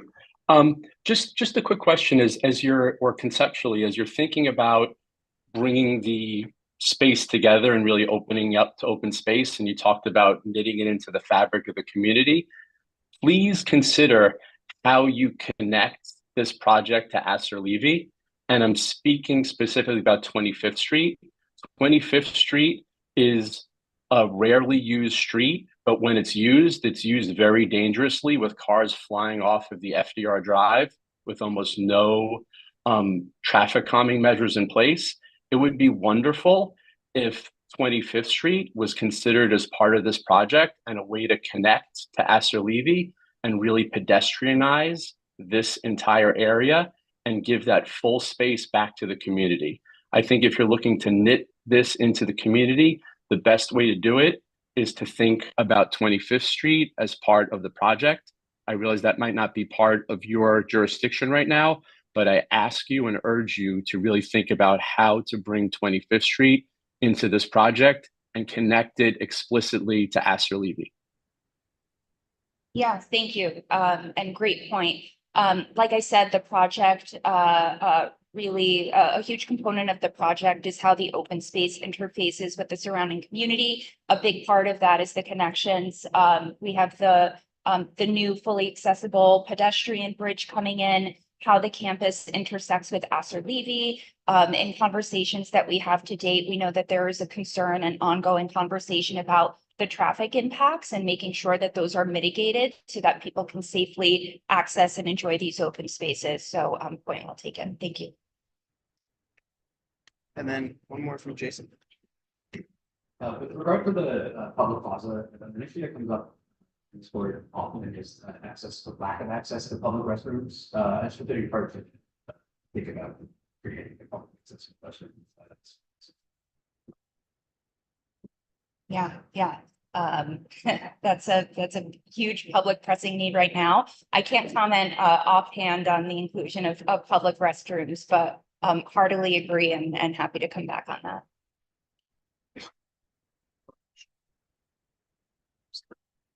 Thanks so much, everybody. We look forward to coming back, and congrats, Kyle. Thank you. I just want to thank the EDC team for coming as well and presenting information. It's very appreciated the communication transfers. Thank you.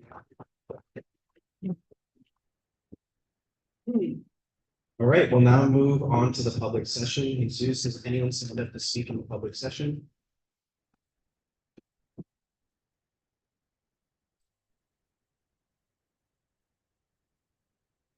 Yes, they have.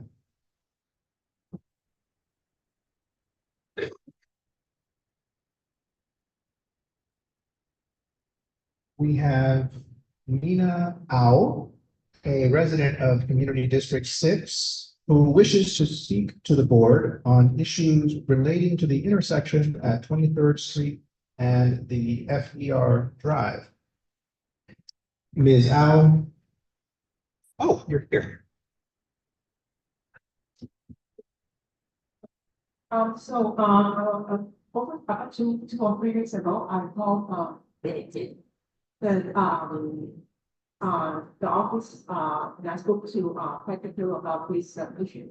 And about a week after our conversation, I sent his office and I also went into Chalker McLear from the East Coast Resiliency Project. Just randomly, I went into, so I sent both of the offices a study that I did about the dangers of the intersection between 23rd Street East and FDR. So there are 6 crosswalks in that intersection, and each crosswalk has its own problem. And I don't know if anyone here has been what I've done, or anyone has any knowledge of that, but I've identified one of the problems in the report.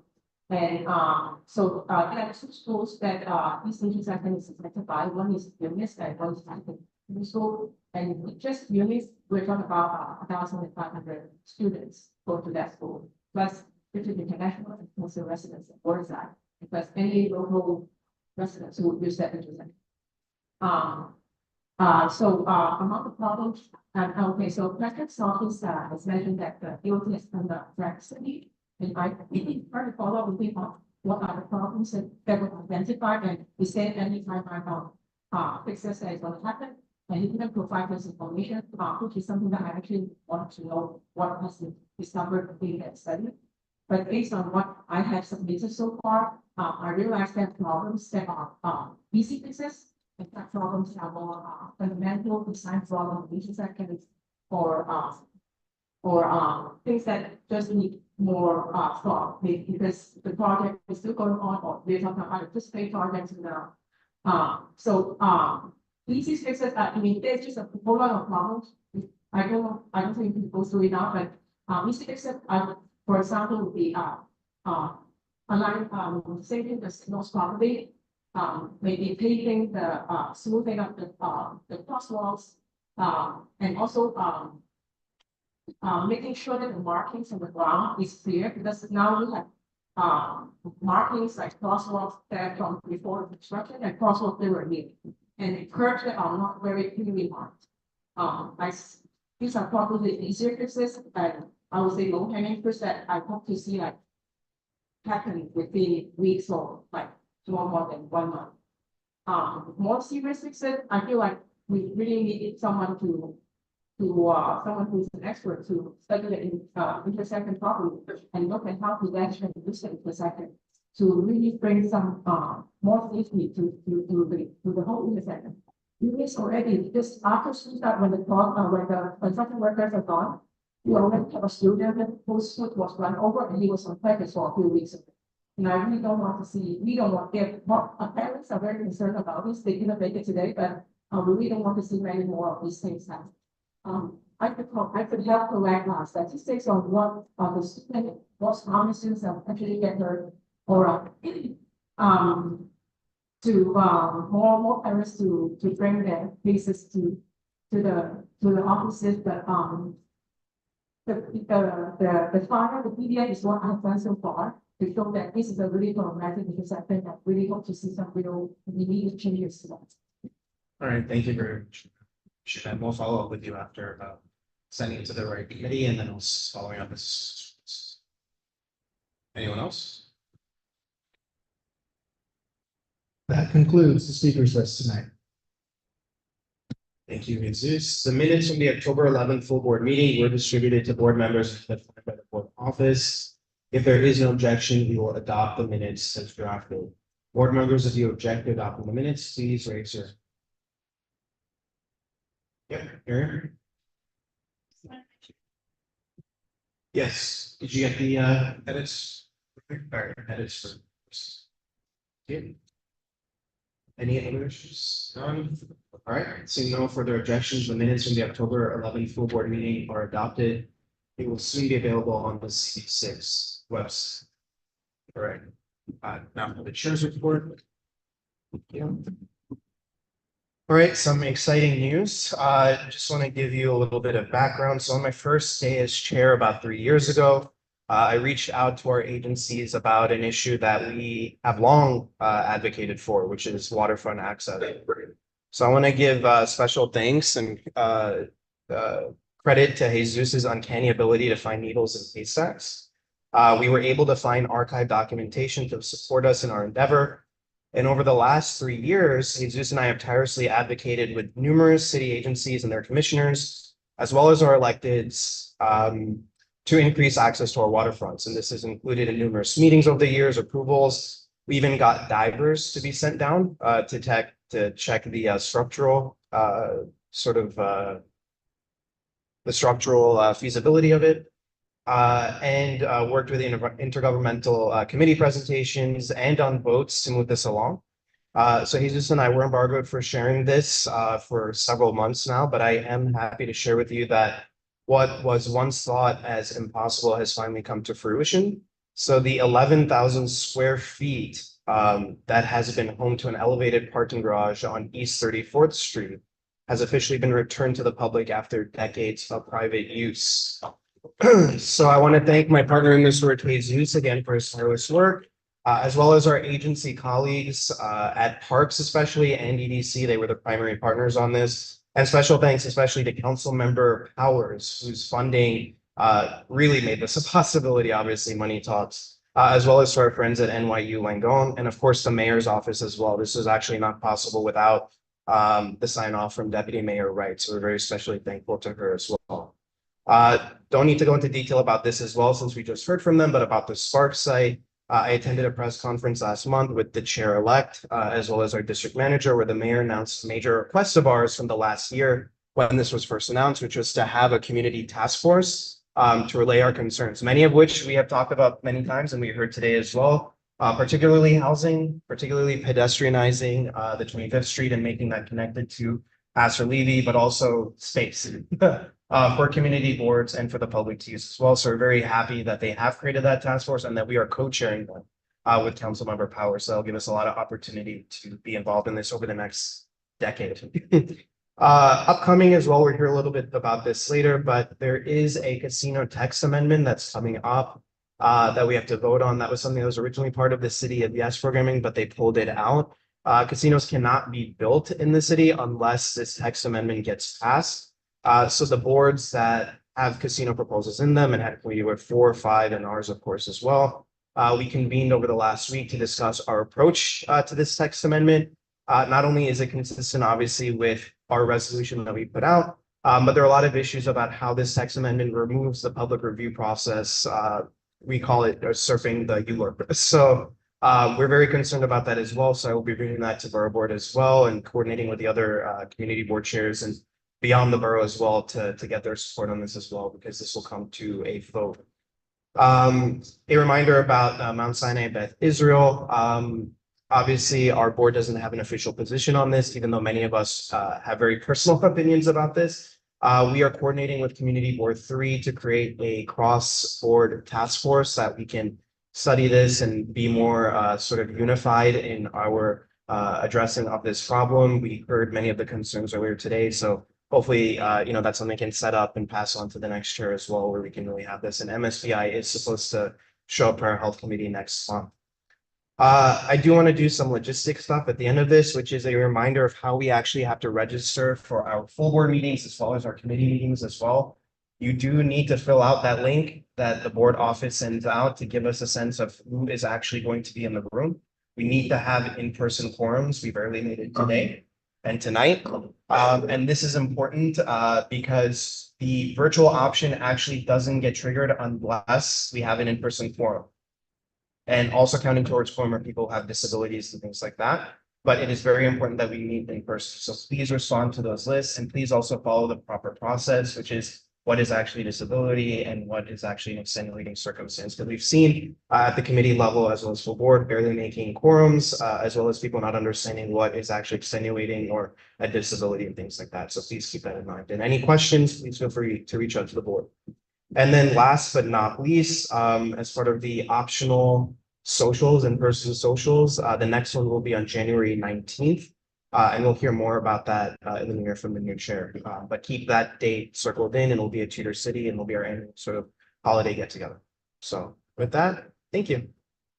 All right, now I'll pass it on to Jesus Perez for the district manager's report. Thank you. We're running behind and we don't want to overstay our welcome, so I'll keep it super brief. I just want to say the end of an era. It's been wonderful working with you. And I always felt like you had a vision of how community boards could be and that they could be something greater than they were before. Because community boards are not necessarily loved throughout the city. And thank you for your leadership and your vision and for always listening. Not many chairs off. Sometimes we'll listen to the district manager, but thank you for not always necessarily agreeing with me, but listening, which is very important. There have been had a few bosses that do that. Thank you. Thank you very much. I don't believe B is joining us. So are we? I am you're here. Yeah, Yeah, okay, thank you, you're- Carl. Thank I you. just can't put my face on. I look like a raccoon from having problem. fallen. So You I are- apologize for that. I'm gonna be very quick. According to OMB, the report for December 2023, our budget, as you know, is 576,361. That includes our street fair money. We've encumbered as of 12/1, 272,152.62. That is encumbered for rent at 174,211. Personal services is 96,297.62. And other than personal services, 11,880.48. Our unencumbered money as of now, which is basically the money left that we have to allocate, including street fair money if we decide to use it, is 253,971.96. And that's the report for December, Carl. I don't know if anyone has questions. All right, thank you very much, Chief. Enjoy the rest of the week. Yeah. All right, we now have the Borough President's report. So welcome up. We're very happy to have the Director of Community Affairs, Social Ship Kamara, as well as our Manhattan representative.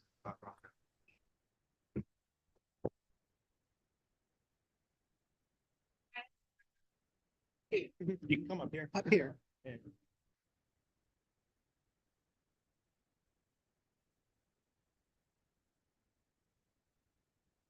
While she's coming up here, EDC kindly left brochures for the Spark proposal. We put them on the literature table outside, so please take one as your due. Hi, everybody. First of all, happy holidays. It's really nice to see all of you in person. And it's nice to see everybody on Zoom too, but I see you all on Zoom all the time. So I'll just say very quickly, I know you have a lot going on, so just in the fastest way possible, I want to say first, everybody should know Braha Rosenberg. She's right there in the mask. She says hello. She's our liaison to this board.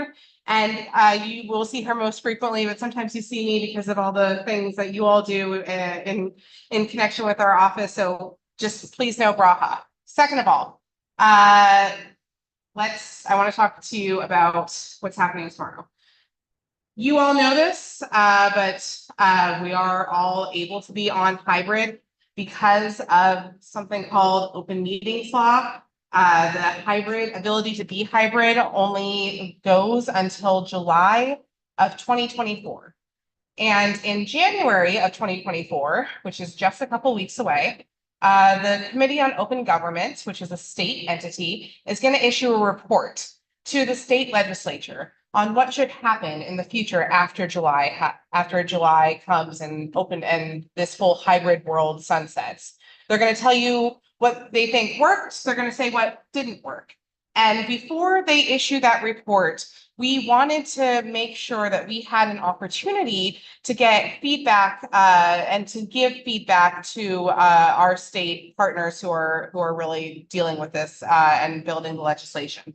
So that's why tomorrow at 11 o'clock, as soon as Borough Board gets done, as soon as Borough Board gets done, we're going to open up a public hearing on this topic. And we encourage, I know that some of you actually have already done this, but we're going to ask everybody to submit testimony and say how you think the future of kind of meetings and of public bodies like community boards, like CECs, like other local public bodies should go.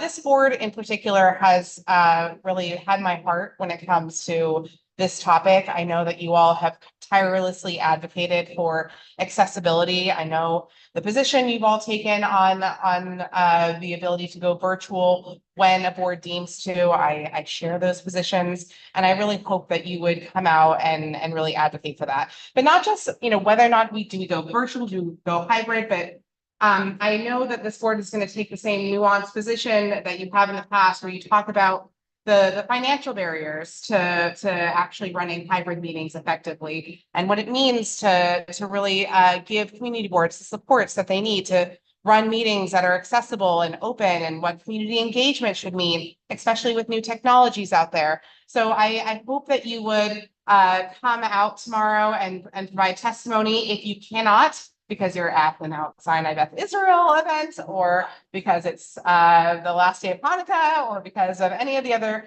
completely legitimate reasons, that's fine. But please then submit your testimony to our office. Braha can give you the information. You can go do it on our website. You literally just have to go to the front page. It's the front top green banner that says, give us your testimony. That's what we want you to do. So please do so. And finally, because I know it's late and I know that you all have many other things to discuss tonight, I want to say that in terms of your advocacy on open meetings, on accessibility, on open space, really there's one person kind of comes to mind, and that's your chair, Kyle. I have heard Kyle's voice over the phone so many times that I can't even begin to count. Your chair has been a tremendous advocate and really followed closely by your district manager. In terms of these issues, I think that he's served this board very well, and just selfishly, I started, coming from community boards. I love community boards, and I know the work that you do, and I respect it very much. But it was very nice to find a real partner in Kyle in terms of some of the major issues that CB6 has taken on, and I do want to thank you personally for everything that you've done and your leadership. So on behalf of the Manhattan Borough President, who could not be here, but I also was first to volunteer to come out tonight and deliver this personally, I just want to say thank you to Kyle for your service. I want to present you with our own proclamation. I'm sorry for throwing a little bit of a fit saying, because I was worried that I was going to get skipped over, but that's not the case. Anyways, thank you all for all of your work. Happy holidays. Thank you, Kyle. We'll see you all tomorrow. Thanks, guys.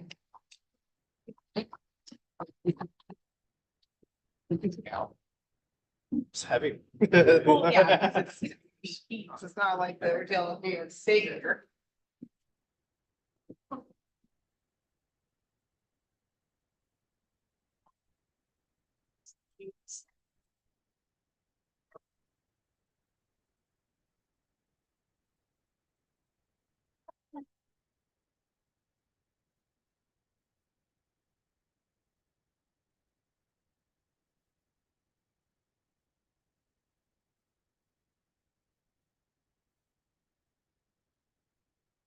All right, we're now at our committee reports and resolutions, and a reminder that the same rules that were stated at the beginning of the meeting still apply. Members of the public, please note that during this session of the meeting, we only recognize questions from members of the board. The CB6 staff has emailed the digital ballot to all members, so please click on that link in your email Open your ballot, select your name from the drop-down list, and select your vote on each resolution as it is presented. Do not hit submit until later in the evening and after the final resolution is presented. At the end of the meeting, please submit after you have indicated all your votes in your ballot. You will not be able to submit the ballot unless you vote on every resolution, and if you plan on abstaining, please select abstain. The final vote counts will be announced for the second roll call, and if any part of our voting procedure is unclear, please raise your hand and we'll address your question. Right, seeing none, I will sit over to the surveyors. I had to put my hunter hat on. This was unintentional, but grateful for the space and for my grad school alma mater. I want to extend a thank you to Anton, who chaired our committee meeting. That was too scared to get up here from talking to you tonight. I'm just kidding. Let's keep this brief because it's late, but appreciation towards Anton. If anyone has any questions, I could try to answer them, or we can pass. Yes.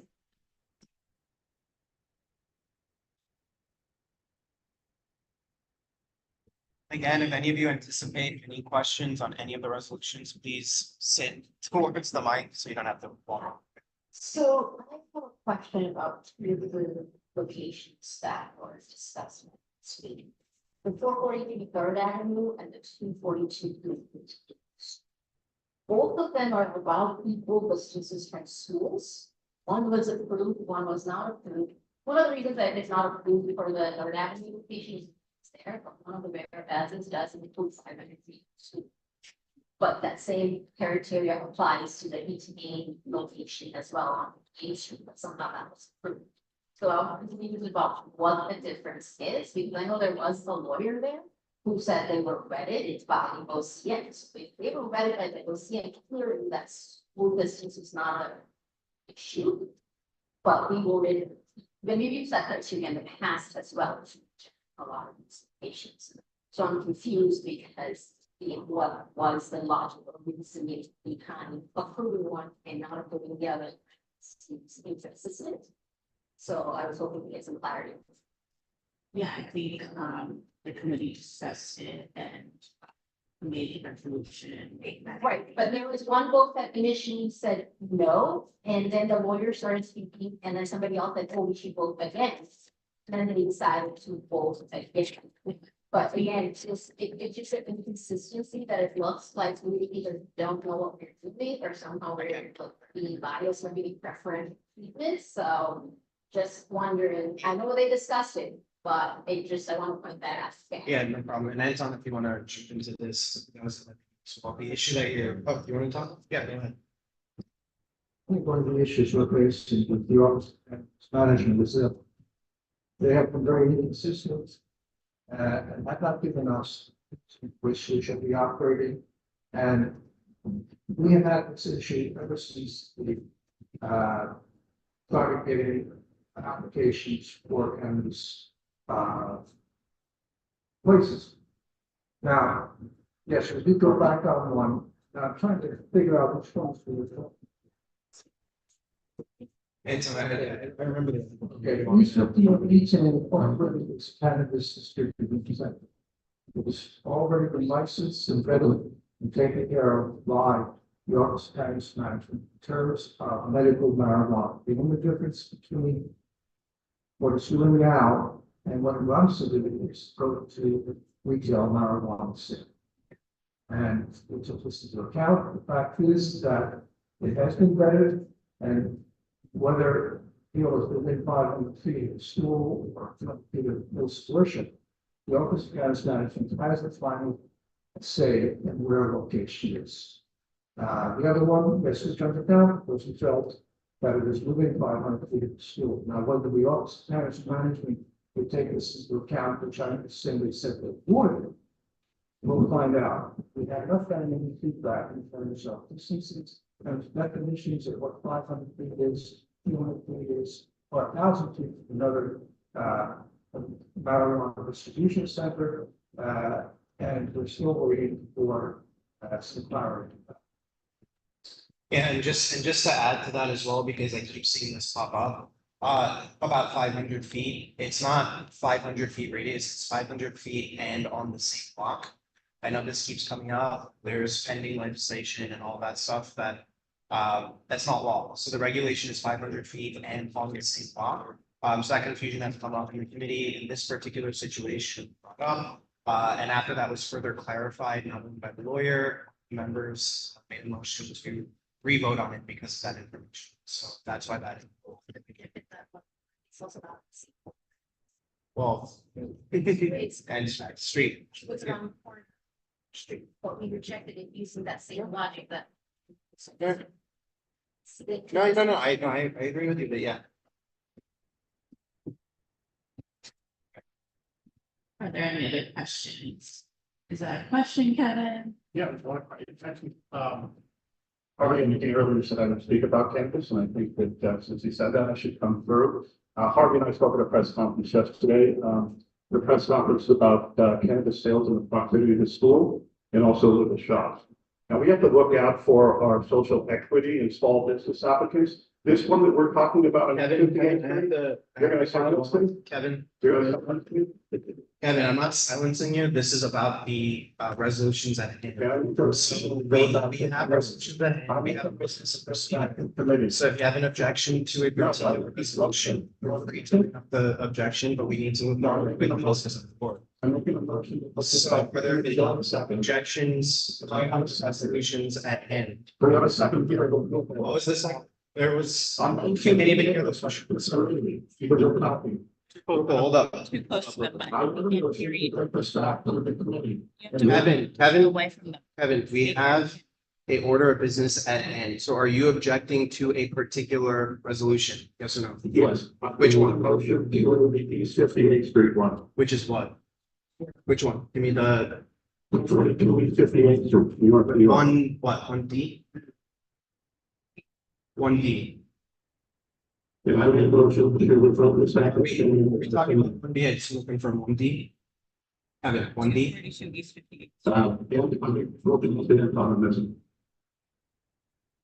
1D, okay, 1D, all right, so we still have A, B, and C to go through, so can we make our business in 1A, B, and C final before you object to 1D? We'll note that. Okay, well, come back up to them. I'll just note it. I can hear you. Can you come to the mic because we have to make sure it's legible? I'm wondering about making a motion to bundle the resolutions to which we agree, the ones that we have an objection to, and pull out any for which there's an issue. So I'm hearing 1D. 1G. 1D and 1J. Pull those out. Yeah. And I don't know if it's okay to bundle the ones to which we agree and ones we don't. So some things are unrelated to this because they're liquor licenses, so that's why I want to go through this. Yeah, first. But maybe we could do like one and A, and then bundle all the rest of the. Yeah, that's. Thank you. All right, so let's go through 1A first. Are there any objections? No, I got it. Are there any objections to 1A? All right, so seeing none, I'm going to end debate on 1A and we'll move it to a vote. Please go to your digital ballot and mark your vote to 1A.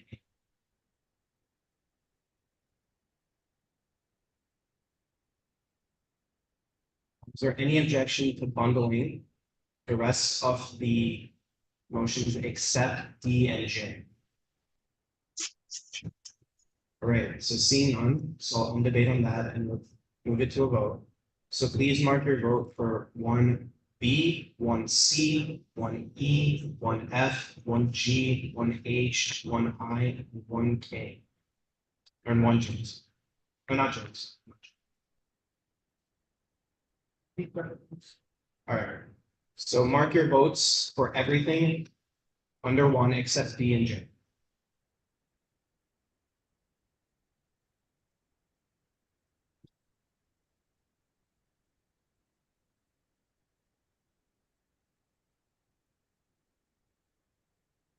Are the objections to 1D and J related, or are they two separate? related? Okay, so there's objections to D and J because they're inconsistent, correct? Am I correct? Or because the vote on them was inconsistent, to a vote.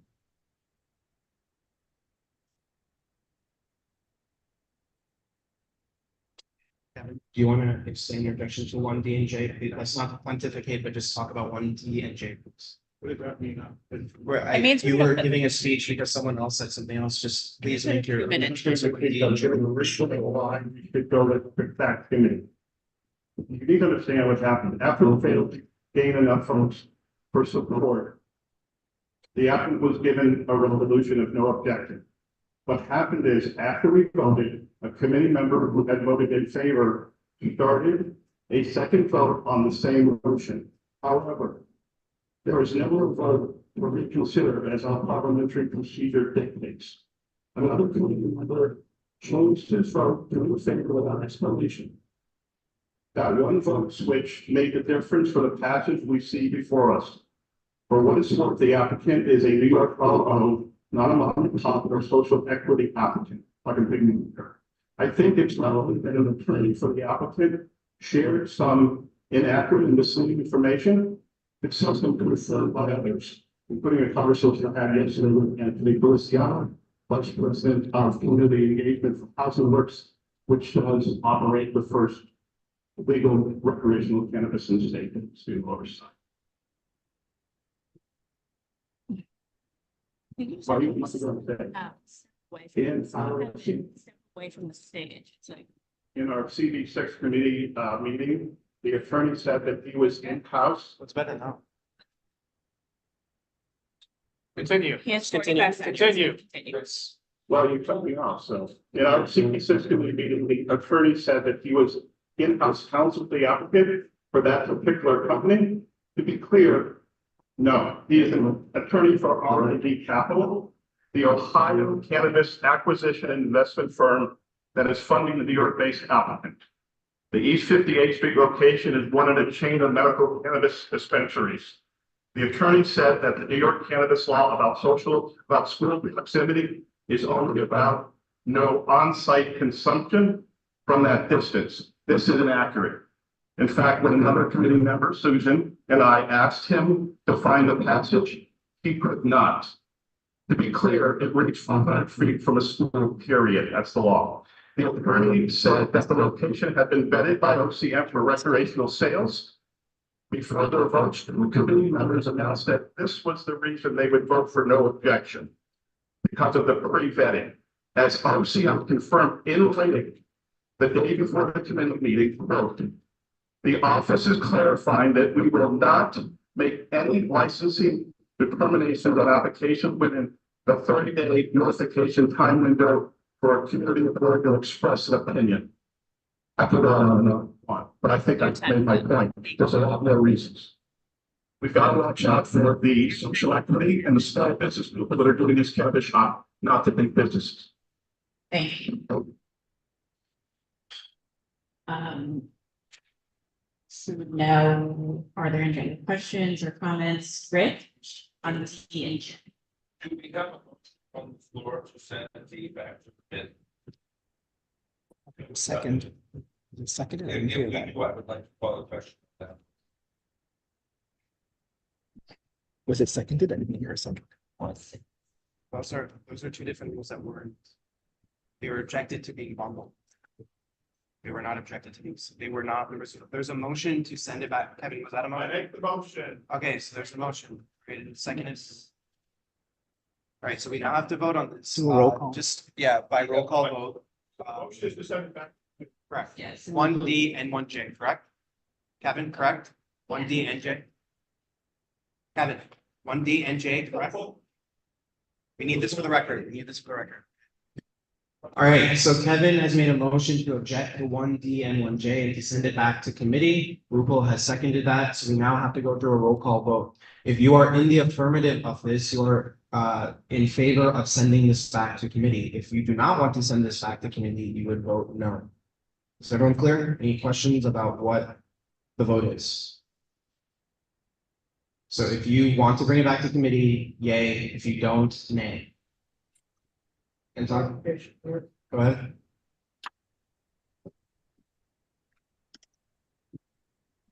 1J talks to a proposed cannabis dispensary at 443 Third Avenue. We turned this down because the applicant didn't never filled out the form that we requested. So given that, there's no reason why the committee would want to approve or be in favor of the applicant's application if he shows no interest in making a presentation or showing up at our meeting. Yes, I agree with that part, but there is a one whereas that says 500 feet from school. So all I'm saying is send it back to the committee, take that 500 feet out because that is what makes it inconsistent. Because it's not on the same road, it's just around the street, the same thing we approved on that other location. So they didn't show up, that's a reason to reject, fine. But that one whereas I feel like needs to be removed from it. Otherwise it becomes like on the record of us being inconsistent. Thank you. I think we can make that amendment here and now instead of bringing it all the way back to committee, which will mean that our say isn't on the record at all. And that's having no resolution. So that means that if folks are okay with pulling out the clause about the school and focusing on their non-attendance at the meeting, which is obviously important for community outreach. I think that is something that we can do and just pull out the instead. Same here. Yeah, so group and I are collaboration. Okay, so this is why it's very important to be clear about what you're objecting to. So, great, Kevin, you're out of order. Please note that in the record as well. Okay. So if we want to go back to editing this resolution in this moment, because there is a motion, there's a second, and we still have to take the vote. If you would rather amend it right now to just remove that sentence, you would vote no on this motion right now, defeat it, and then we'll take a motion from Rupal to amend the resolution 1J to remove the 500-foot clause and reject it because they just simply didn't show up. Very clear? The committee itself to just approve taking out 500 feet. Okay, but we saw in the. And when we amended by the committee, and we just go on from there, when we deal with sending back to committee. So yeah, so we just heard is that they wanted to send back to committee to remove that particular clause. So I want to vote on this thing to bring it. Yes, Larry?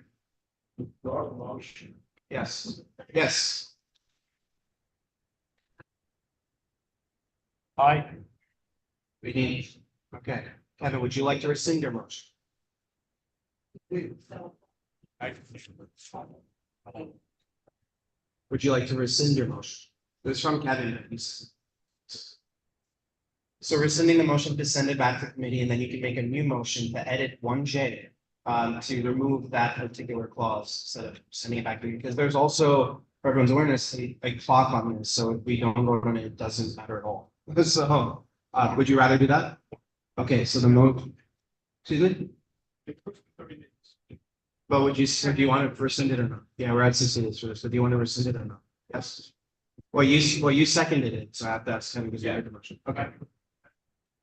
Okay, so Kevin is rescinding the motion this now. There is a new motion to amend 1J to remove the 500-foot language. All right, can we do that by acclamation? Are there any objections to that? All right, seeing none, are there any further questions on 1D and 1J with this new? Okay, just to be clear, I put the resolution up. What is being stripped out of it? Just to be clear, sorry about that. This is the resolution. This, I imagine, line 19 is the clause in question. We will be removing that. Is that correct? Okay, then it will be stricken when we make the final copy. Okay, thank you. All right, so 1D and 1J were grouped together because Rupal said they were inconsistent with each other. So you still want 1D to go back to them? For what reason? I don't want you to continue, I just want you to state concisely what the reason is for returning one D. Well, what was one D, because one D and one J, yes, I would second the motion. okay. Just, you wanna explain? If you send it back to committee, it's a no comment. There's no time to send it back to committee, and this is an applicant that is already in the community serving the medical needs of people, and it seems like this shouldn't be something that we shouldn't comment on. So if there is a second, we can bring it back to committee and not say anything and not send anything about this hearing, which I think is strategic on some people's ends, because we're just not gonna have any comments. If it's killing it if we're sending it back to committee right now, which Kevin obviously wants to, but this is a business that is already established and existing nicely in the neighborhood, has been very communicative with the board so far. So again, it would be a shame, but if that's motion, and if it was seconded, I guess we have to roll call that, and I would second it. it's already been seconded, Paige. So we're gonna vote. Call the question. Has one J been voted on? No, we're still doing one D. Okay. Can I just make this very quick? Yeah. Let me make this very quick. If we do send this back to committee, it will not go back to committee because we will have not been in timeline. So it will be approved without any of the stipulations we put in. So everyone is okay with that. This will still go through. Is everyone clear about that? Yes. Because we keep arguing this like in committee and at full board too, and I don't think it's relevant. Okay, so there haven't been recognized yet. So we have a motion to send this back to committee. We will do a roll call vote now. So if you are in favor of sending it back to committee, say yay. If you're not, say nay. Let's All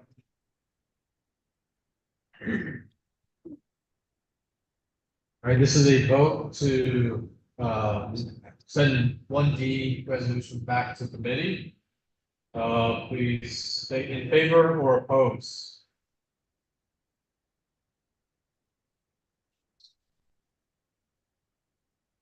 Kyle Tide. Opposed. Neil Barclay. Opposed. Martin Barrett. Claire Brennan. Jonathan Derica. Stu Desser. Keisha Didman. Opposed? Jason Bromwitz. Eric Goldberg. Opposed. Paige Judd. In favor. Rupal Kokad. John Keller. Sandra Lutzall. Richard Miss. In favor. Stephen Perez. Miriam Root. Matt Roberts. Roberto Ruiz Melendez. Nay. Larry Shire. Ann Seligman. Lydia Shredman. Lenny Simon. Nay. Susan Steinberg. Mark Thompson. Opposed. Brian Van Nieuwenhoven. Jerry Weinstein. insert Sandy here. Did I say? I'm sorry. We'll go back. I'm sorry about that. Dim lighting. Senator McKee. Excuse my, that was not on purpose. Opposed for Senator McKee. Anton Mulner. Opposed for Anton Mulner.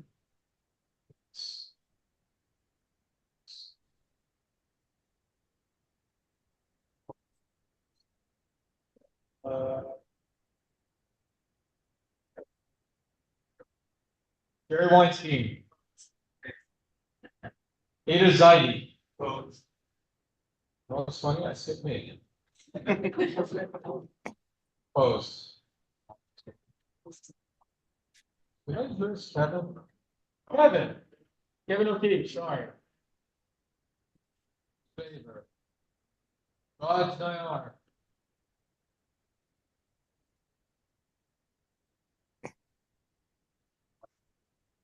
So, let's see here, it's probably easy to count who are in favor. 1, 2, 3, 4.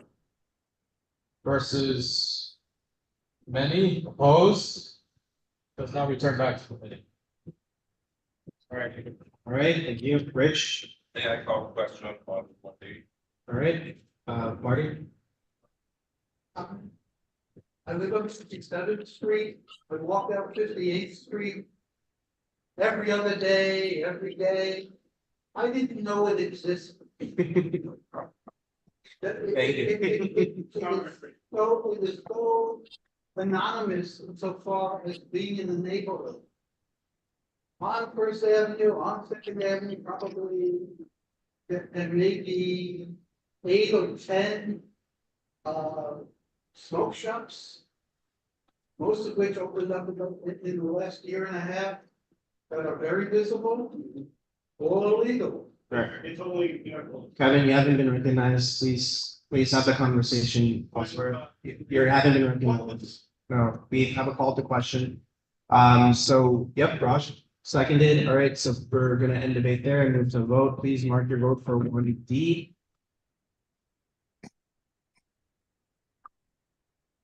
All right, and while that's going on, no questions on 1F, I'm assuming. Since we just discussed that. Anyone want to call the question on 1F? Jason, other questions, seconded by Raj. Yeah. All right, so once you're done with 1D, please go to your ballot and also mark your vote for 1J. So we should have 1A through J.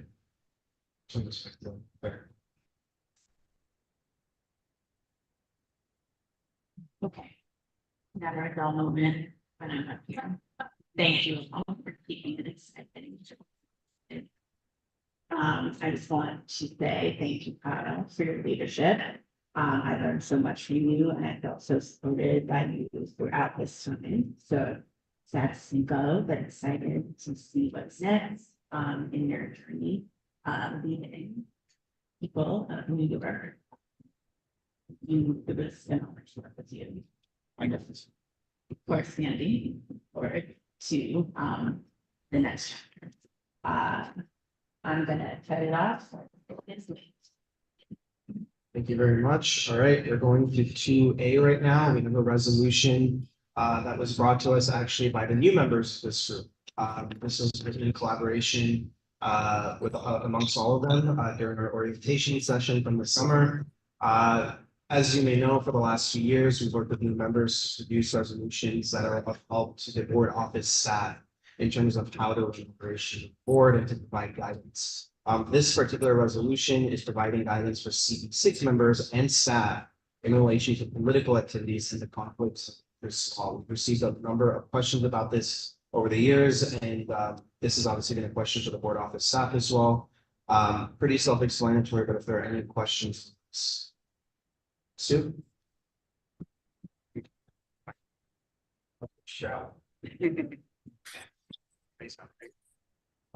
I have 2 questions. It says, among the prohibited political activities or discussing a candidate's policy positions as part of a meeting agenda. But the candidate could be an incumbent and the policy might be a matter that's being discussed by the committee. So I'm not clear how we could Yeah, so the differentiation is later on in the resolution, it was explained that as well. There's a distinction between a candidate and then someone who's speaking in their role as an incumbent as it relates to that particular matter. This has come up because we had several people over the last couple of years who've signed up as candidates to speak in public session about their policies in sort of like campaigning. Yeah, we're gonna zoom as best as we can here. So there's a distinction made within this resolution as well that it doesn't apply to people who are being on from a matter of expertise on a particular subject that they were invited to speak on because of that expertise or because it relates to their work. That's pending legislation or committee work or things like that. Do you see that language? Yeah, it's. Yes. Yes. What's the line number? I can't see it. I don't have. Stu, what was the line number? He doesn't have the line number, but it's the section where we discuss the differentiation. Or can you bring the one up that you brought up initially? This is a 3-page long reso. You gotta tell me where you want. God. He's mentioning the part where it said policy. As part of the meeting. So 69. 69.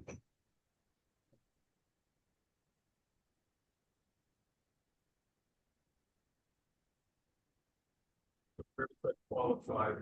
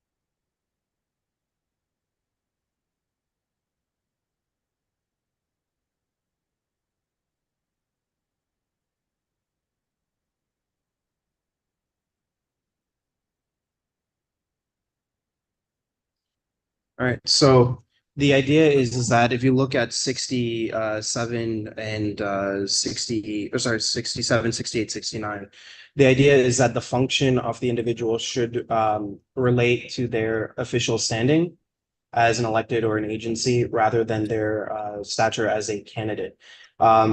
That's also defined by the community, the Conflicts of Interest Board as well. We get advised all the time if a candidate is coming and speaking on something that has nothing to do with their official position, but is a candidate's platform, that should be cut off and not allowable. So it's built within.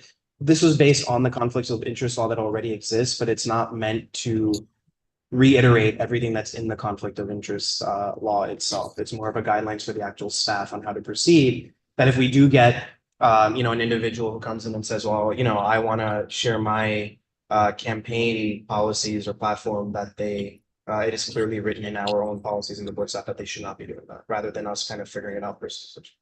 Your explanation is fine. Okay. I don't think that it's really stated in the resolution. Do you have suggested language? I did not. Or maybe Larry does, yeah. Instead of saying policy position, say a candidate's platform.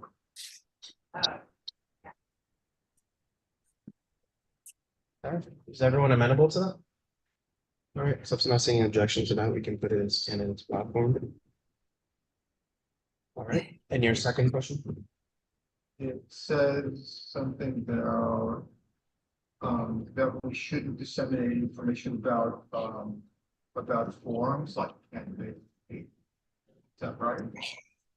Yeah, so we're not actually allowed to board meetings to be sharing things about debates or rallies for a political candidate or anything of that nature. That's all. Mhm. Yep, nothing political whatsoever. Yeah. Yeah. And yeah, as Jesus mentioned, we received guidance from the borough president's general counsel on that as well. It's actually a great point that you brought up because part of this conversation started during the mayoral election the other year. Because community boards asked, like, are we allowed to put together a forum? Are we allowed to promote forums? And it's actually a very the new members actually listened to a recording of that conversation with the general counsel's office about how that was not allowed. Yeah. All right, any other questions on 2A? Letty. Oh, Letty has a question online. No, I'm okay. Okay. I wanted to know whether, first of all, whether it was reviewed by general counsel, and you answered that. And my other question was, most of this is covered by conflict of interest, and you're adding things to it with your own restrictions, and I don't know whether that also is covered by First Amendment. So I it's just not. some questions about that. That's kind of where I'm at. Thank you. Yeah, it's to clarify, we're not adding anything to the conflict of interest board. We're pulling out the things that are relevant to our board operation. But you're making a judgment. That was my question. Okay. Thank you. Thank you. Marty. Paige. All right, going once, going twice. Marty. All right, called to question, seconded by Ann. I will end debate there and move it to a vote. So please go to 2A and mark your vote.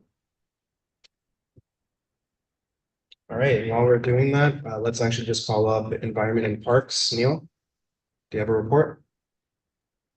Oh, sorry. We have the resolution. All right.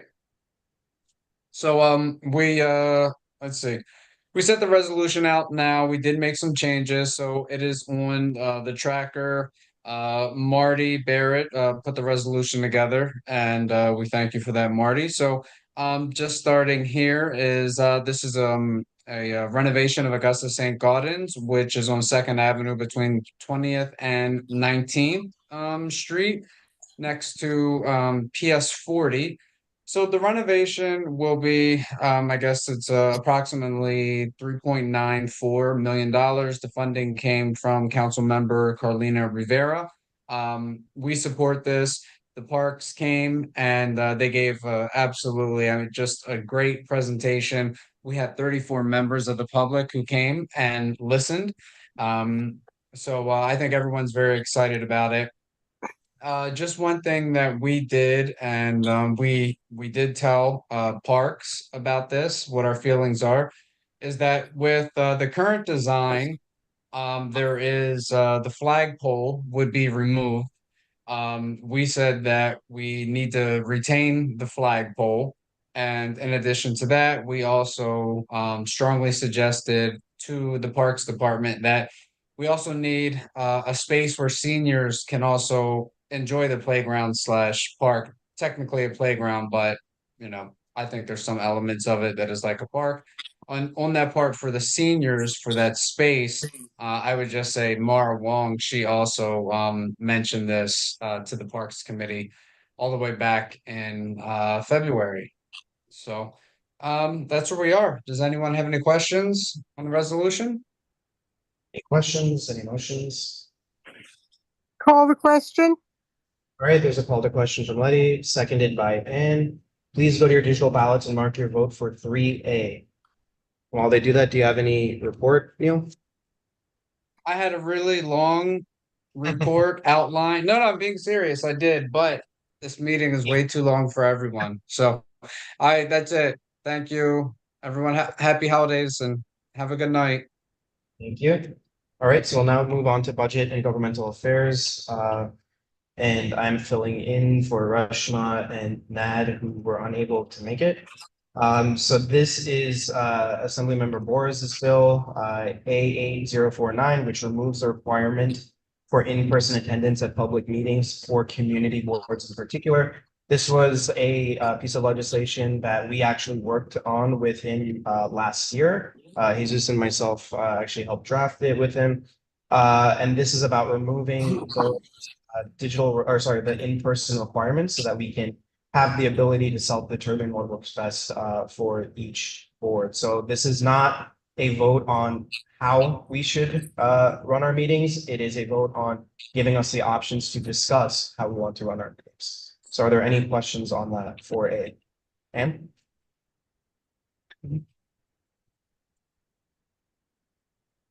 Okay, pull that up, please.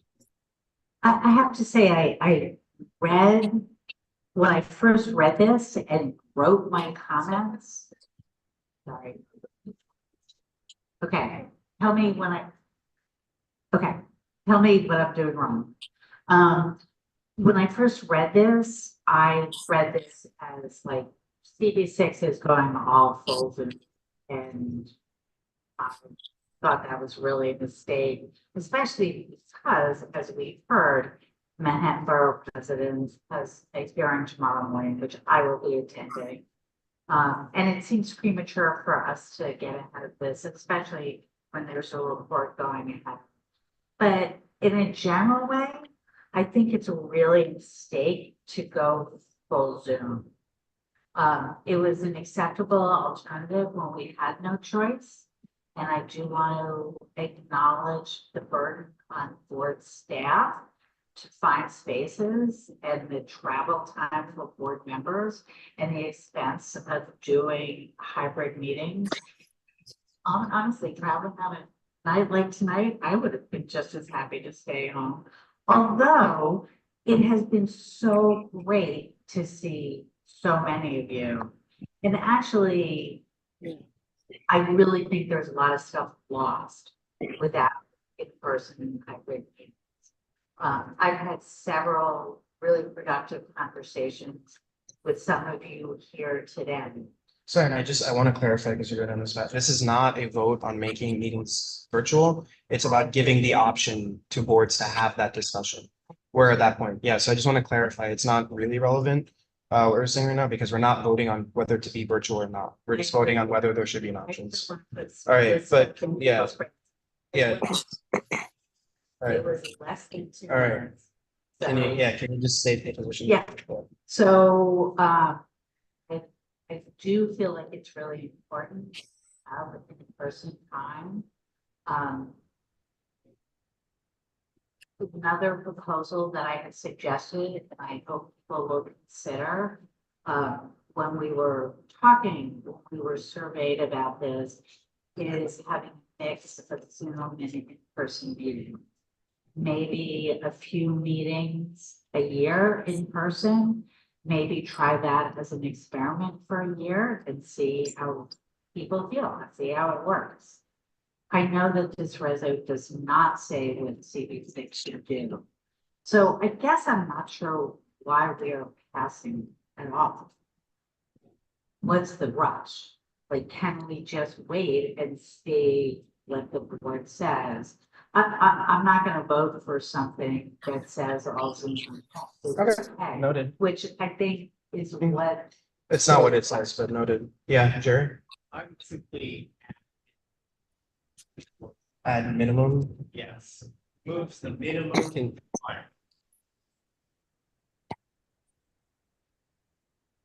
In the type, just in the title?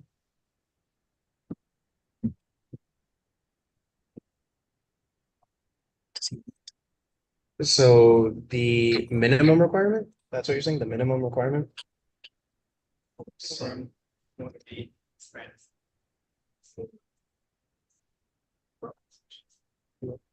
What are they saying? They want to change the title to remove the minimum requirement instead of saying the requirement. I think that may be more of a semantic thing than a functional thing, because it's still recruiting. I'm not disagreeing with that, but I'm saying in this particular situation, sometimes they don't because it's just redundant or not, right? So again, this is about having the discussion, because right now we can't even have the discussion whether to be like, once this expires on June 30th, we revert back to what it was before pandemic. That's the law. But yeah, we can't have that discussion because that law doesn't exist. You can't, because it's not legal after June 30th. That's this.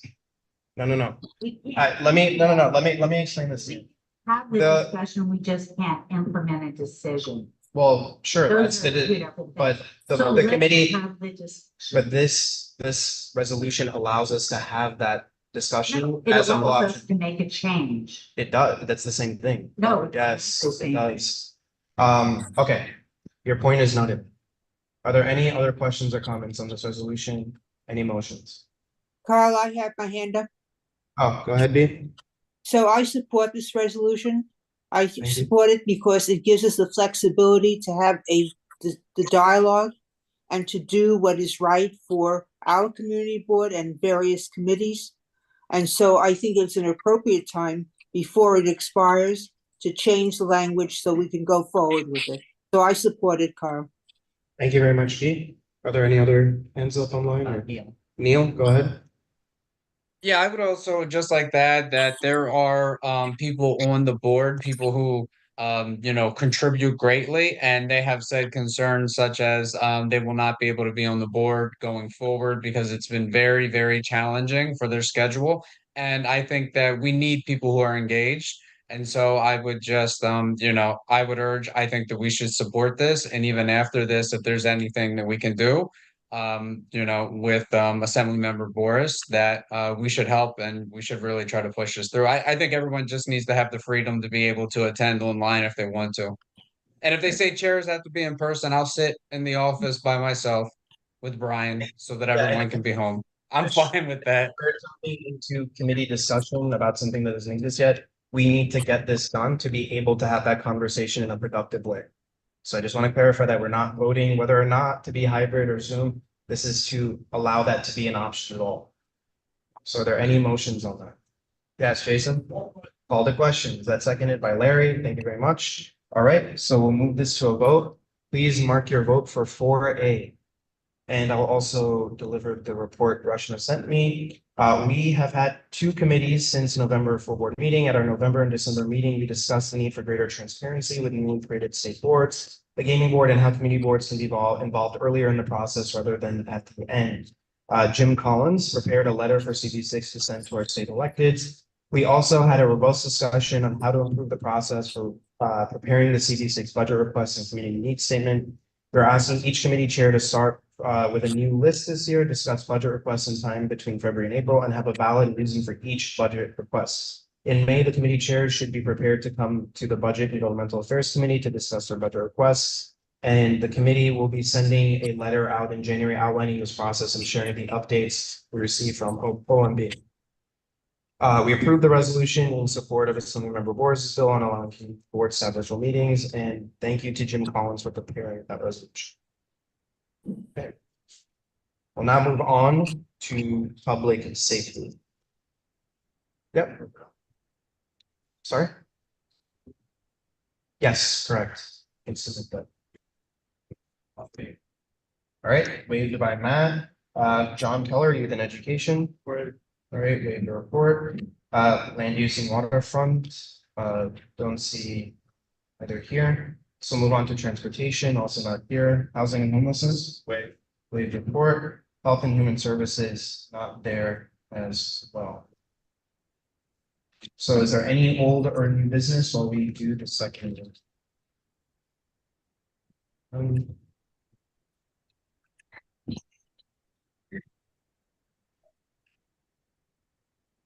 if anyone needs the digital ballot, you have to do our code.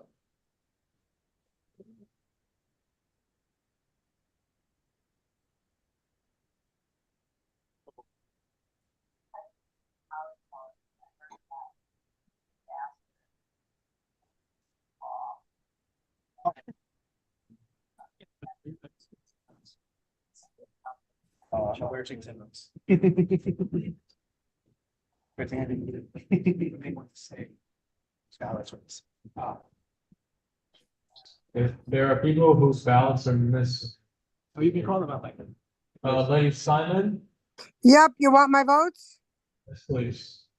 Okay, I'm voting in favor of everything except Wait. 2A. And Wait. that I am abstaining. Not prepared, that's my fault. Can you repeat that? Repeat it? I'm in favor, I'm voting, in favor of, 1, 3, and 4, all of the options, and on 2, I'm abstaining. 2A, I'm abstaining. You're abstaining. Everything you're also in favor. Yeah.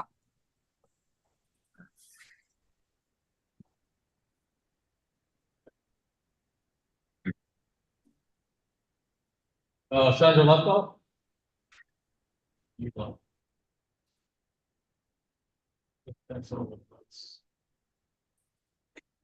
Yeah.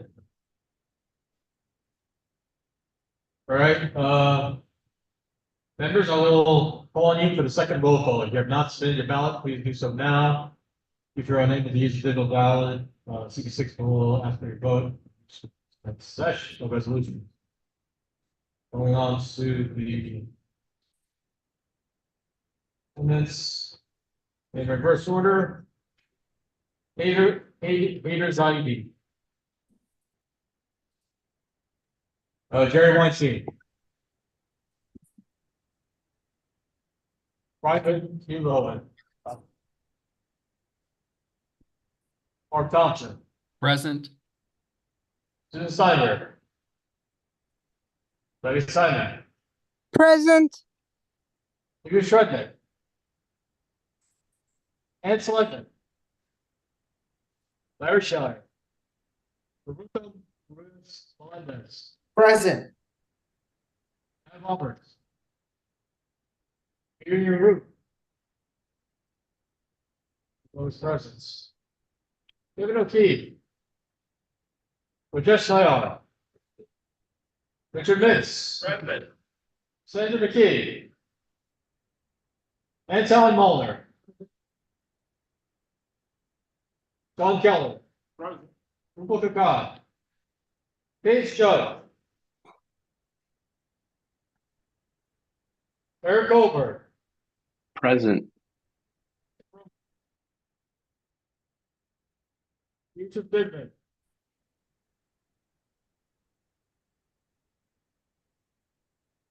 Beatrice. Present. Thank you. Sue Dusser. Jonathan Derico. Present. Blair Brennan. Martin Barry. Present. Neil Barclay. Present. Kyle Todd. Present. Skip you there, I'll sit there. Did I really skip you?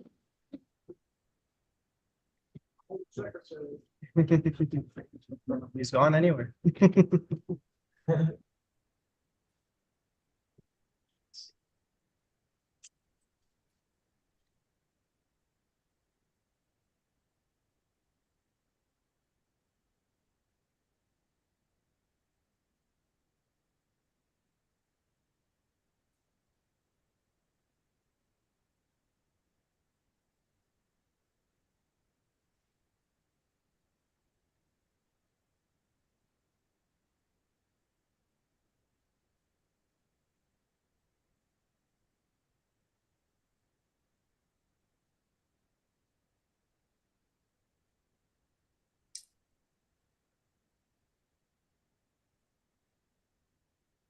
All right, going to the votes.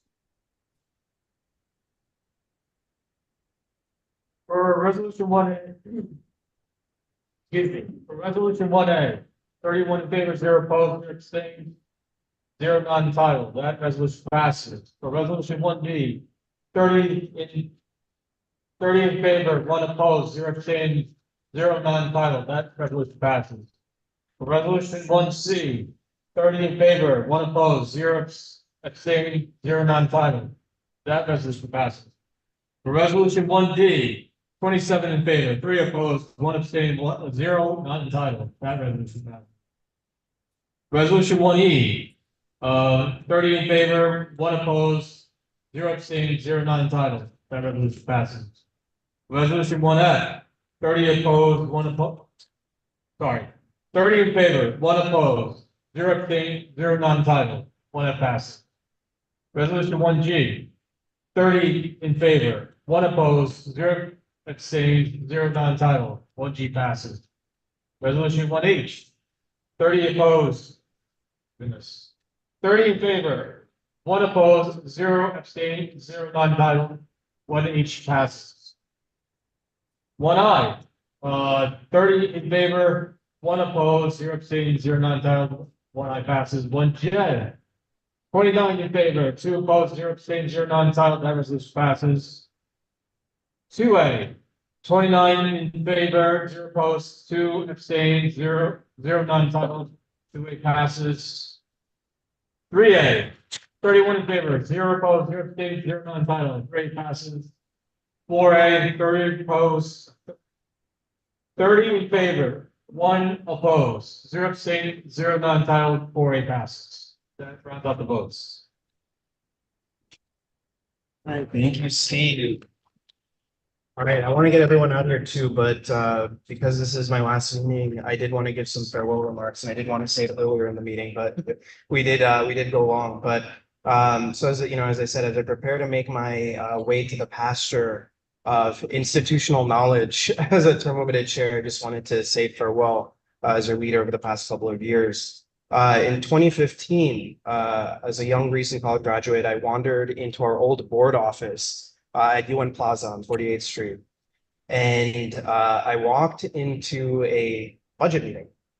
And in a way, it was probably my fate was sealed at that moment because I ended up sitting next to Rick Eggers, who looked at me suspiciously as I asked a question here and there. And after the meeting, he came up to me and suggested that I apply to the community board.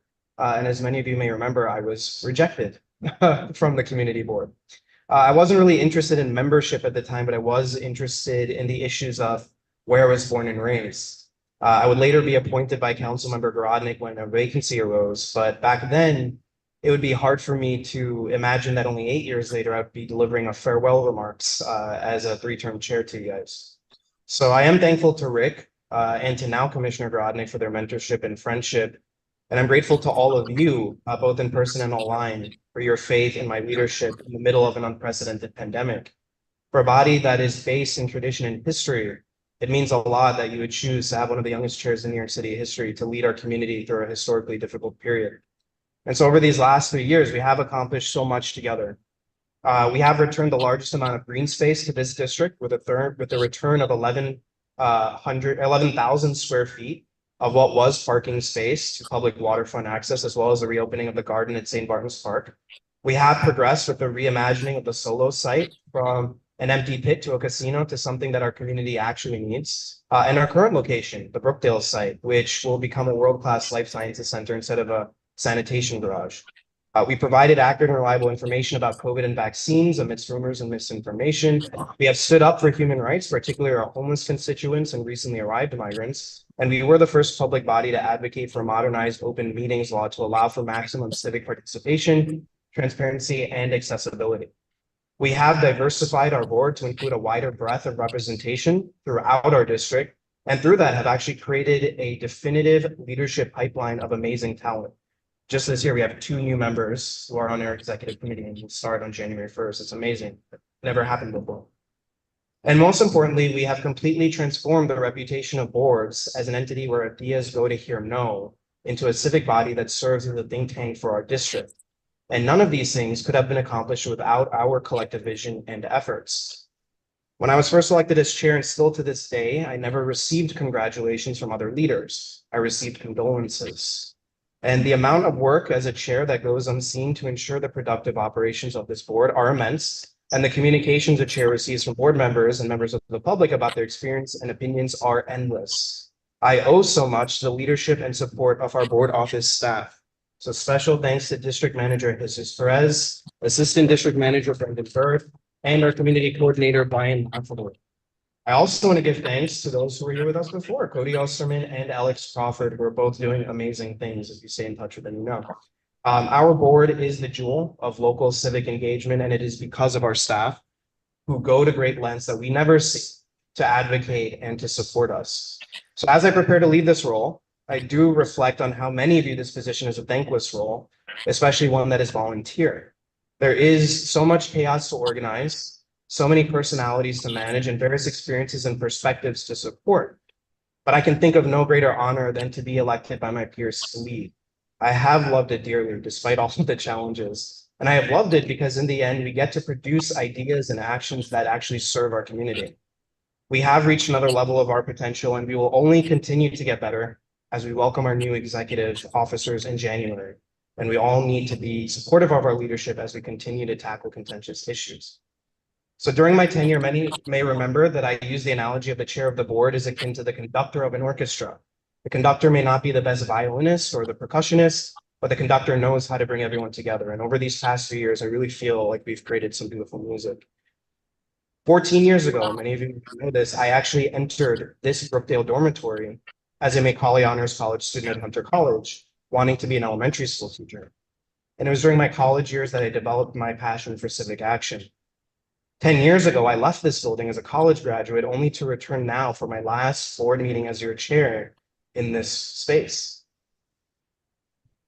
It is a poetic conclusion, and as the curtain falls, I am reminded of a quote I recently heard from a Teddy Roosevelt impersonator just outside of our district, but I really feel that it encapsulates our dedication and perseverance on this board. It's not the one that we usually hear, but it goes like this. For us is the life of action, of strenuous performance of duty. Let us live in the harness, striving mightily, rather than running the risk of wearing out and rustle. I really feel like that's what we do on community boards. So I look forward to continuing to strive mightily as I return to my seat amongst all of you next month. I'm looking forward to it. So I want to thank you again for this honor for the past 2 years. I wish you a good night and I wish you a happy holiday. So thank you very much. And so with that, if there are no objections, we will adjourn my last meeting as chair at 9:56. Bang the Good gavel night. one last time.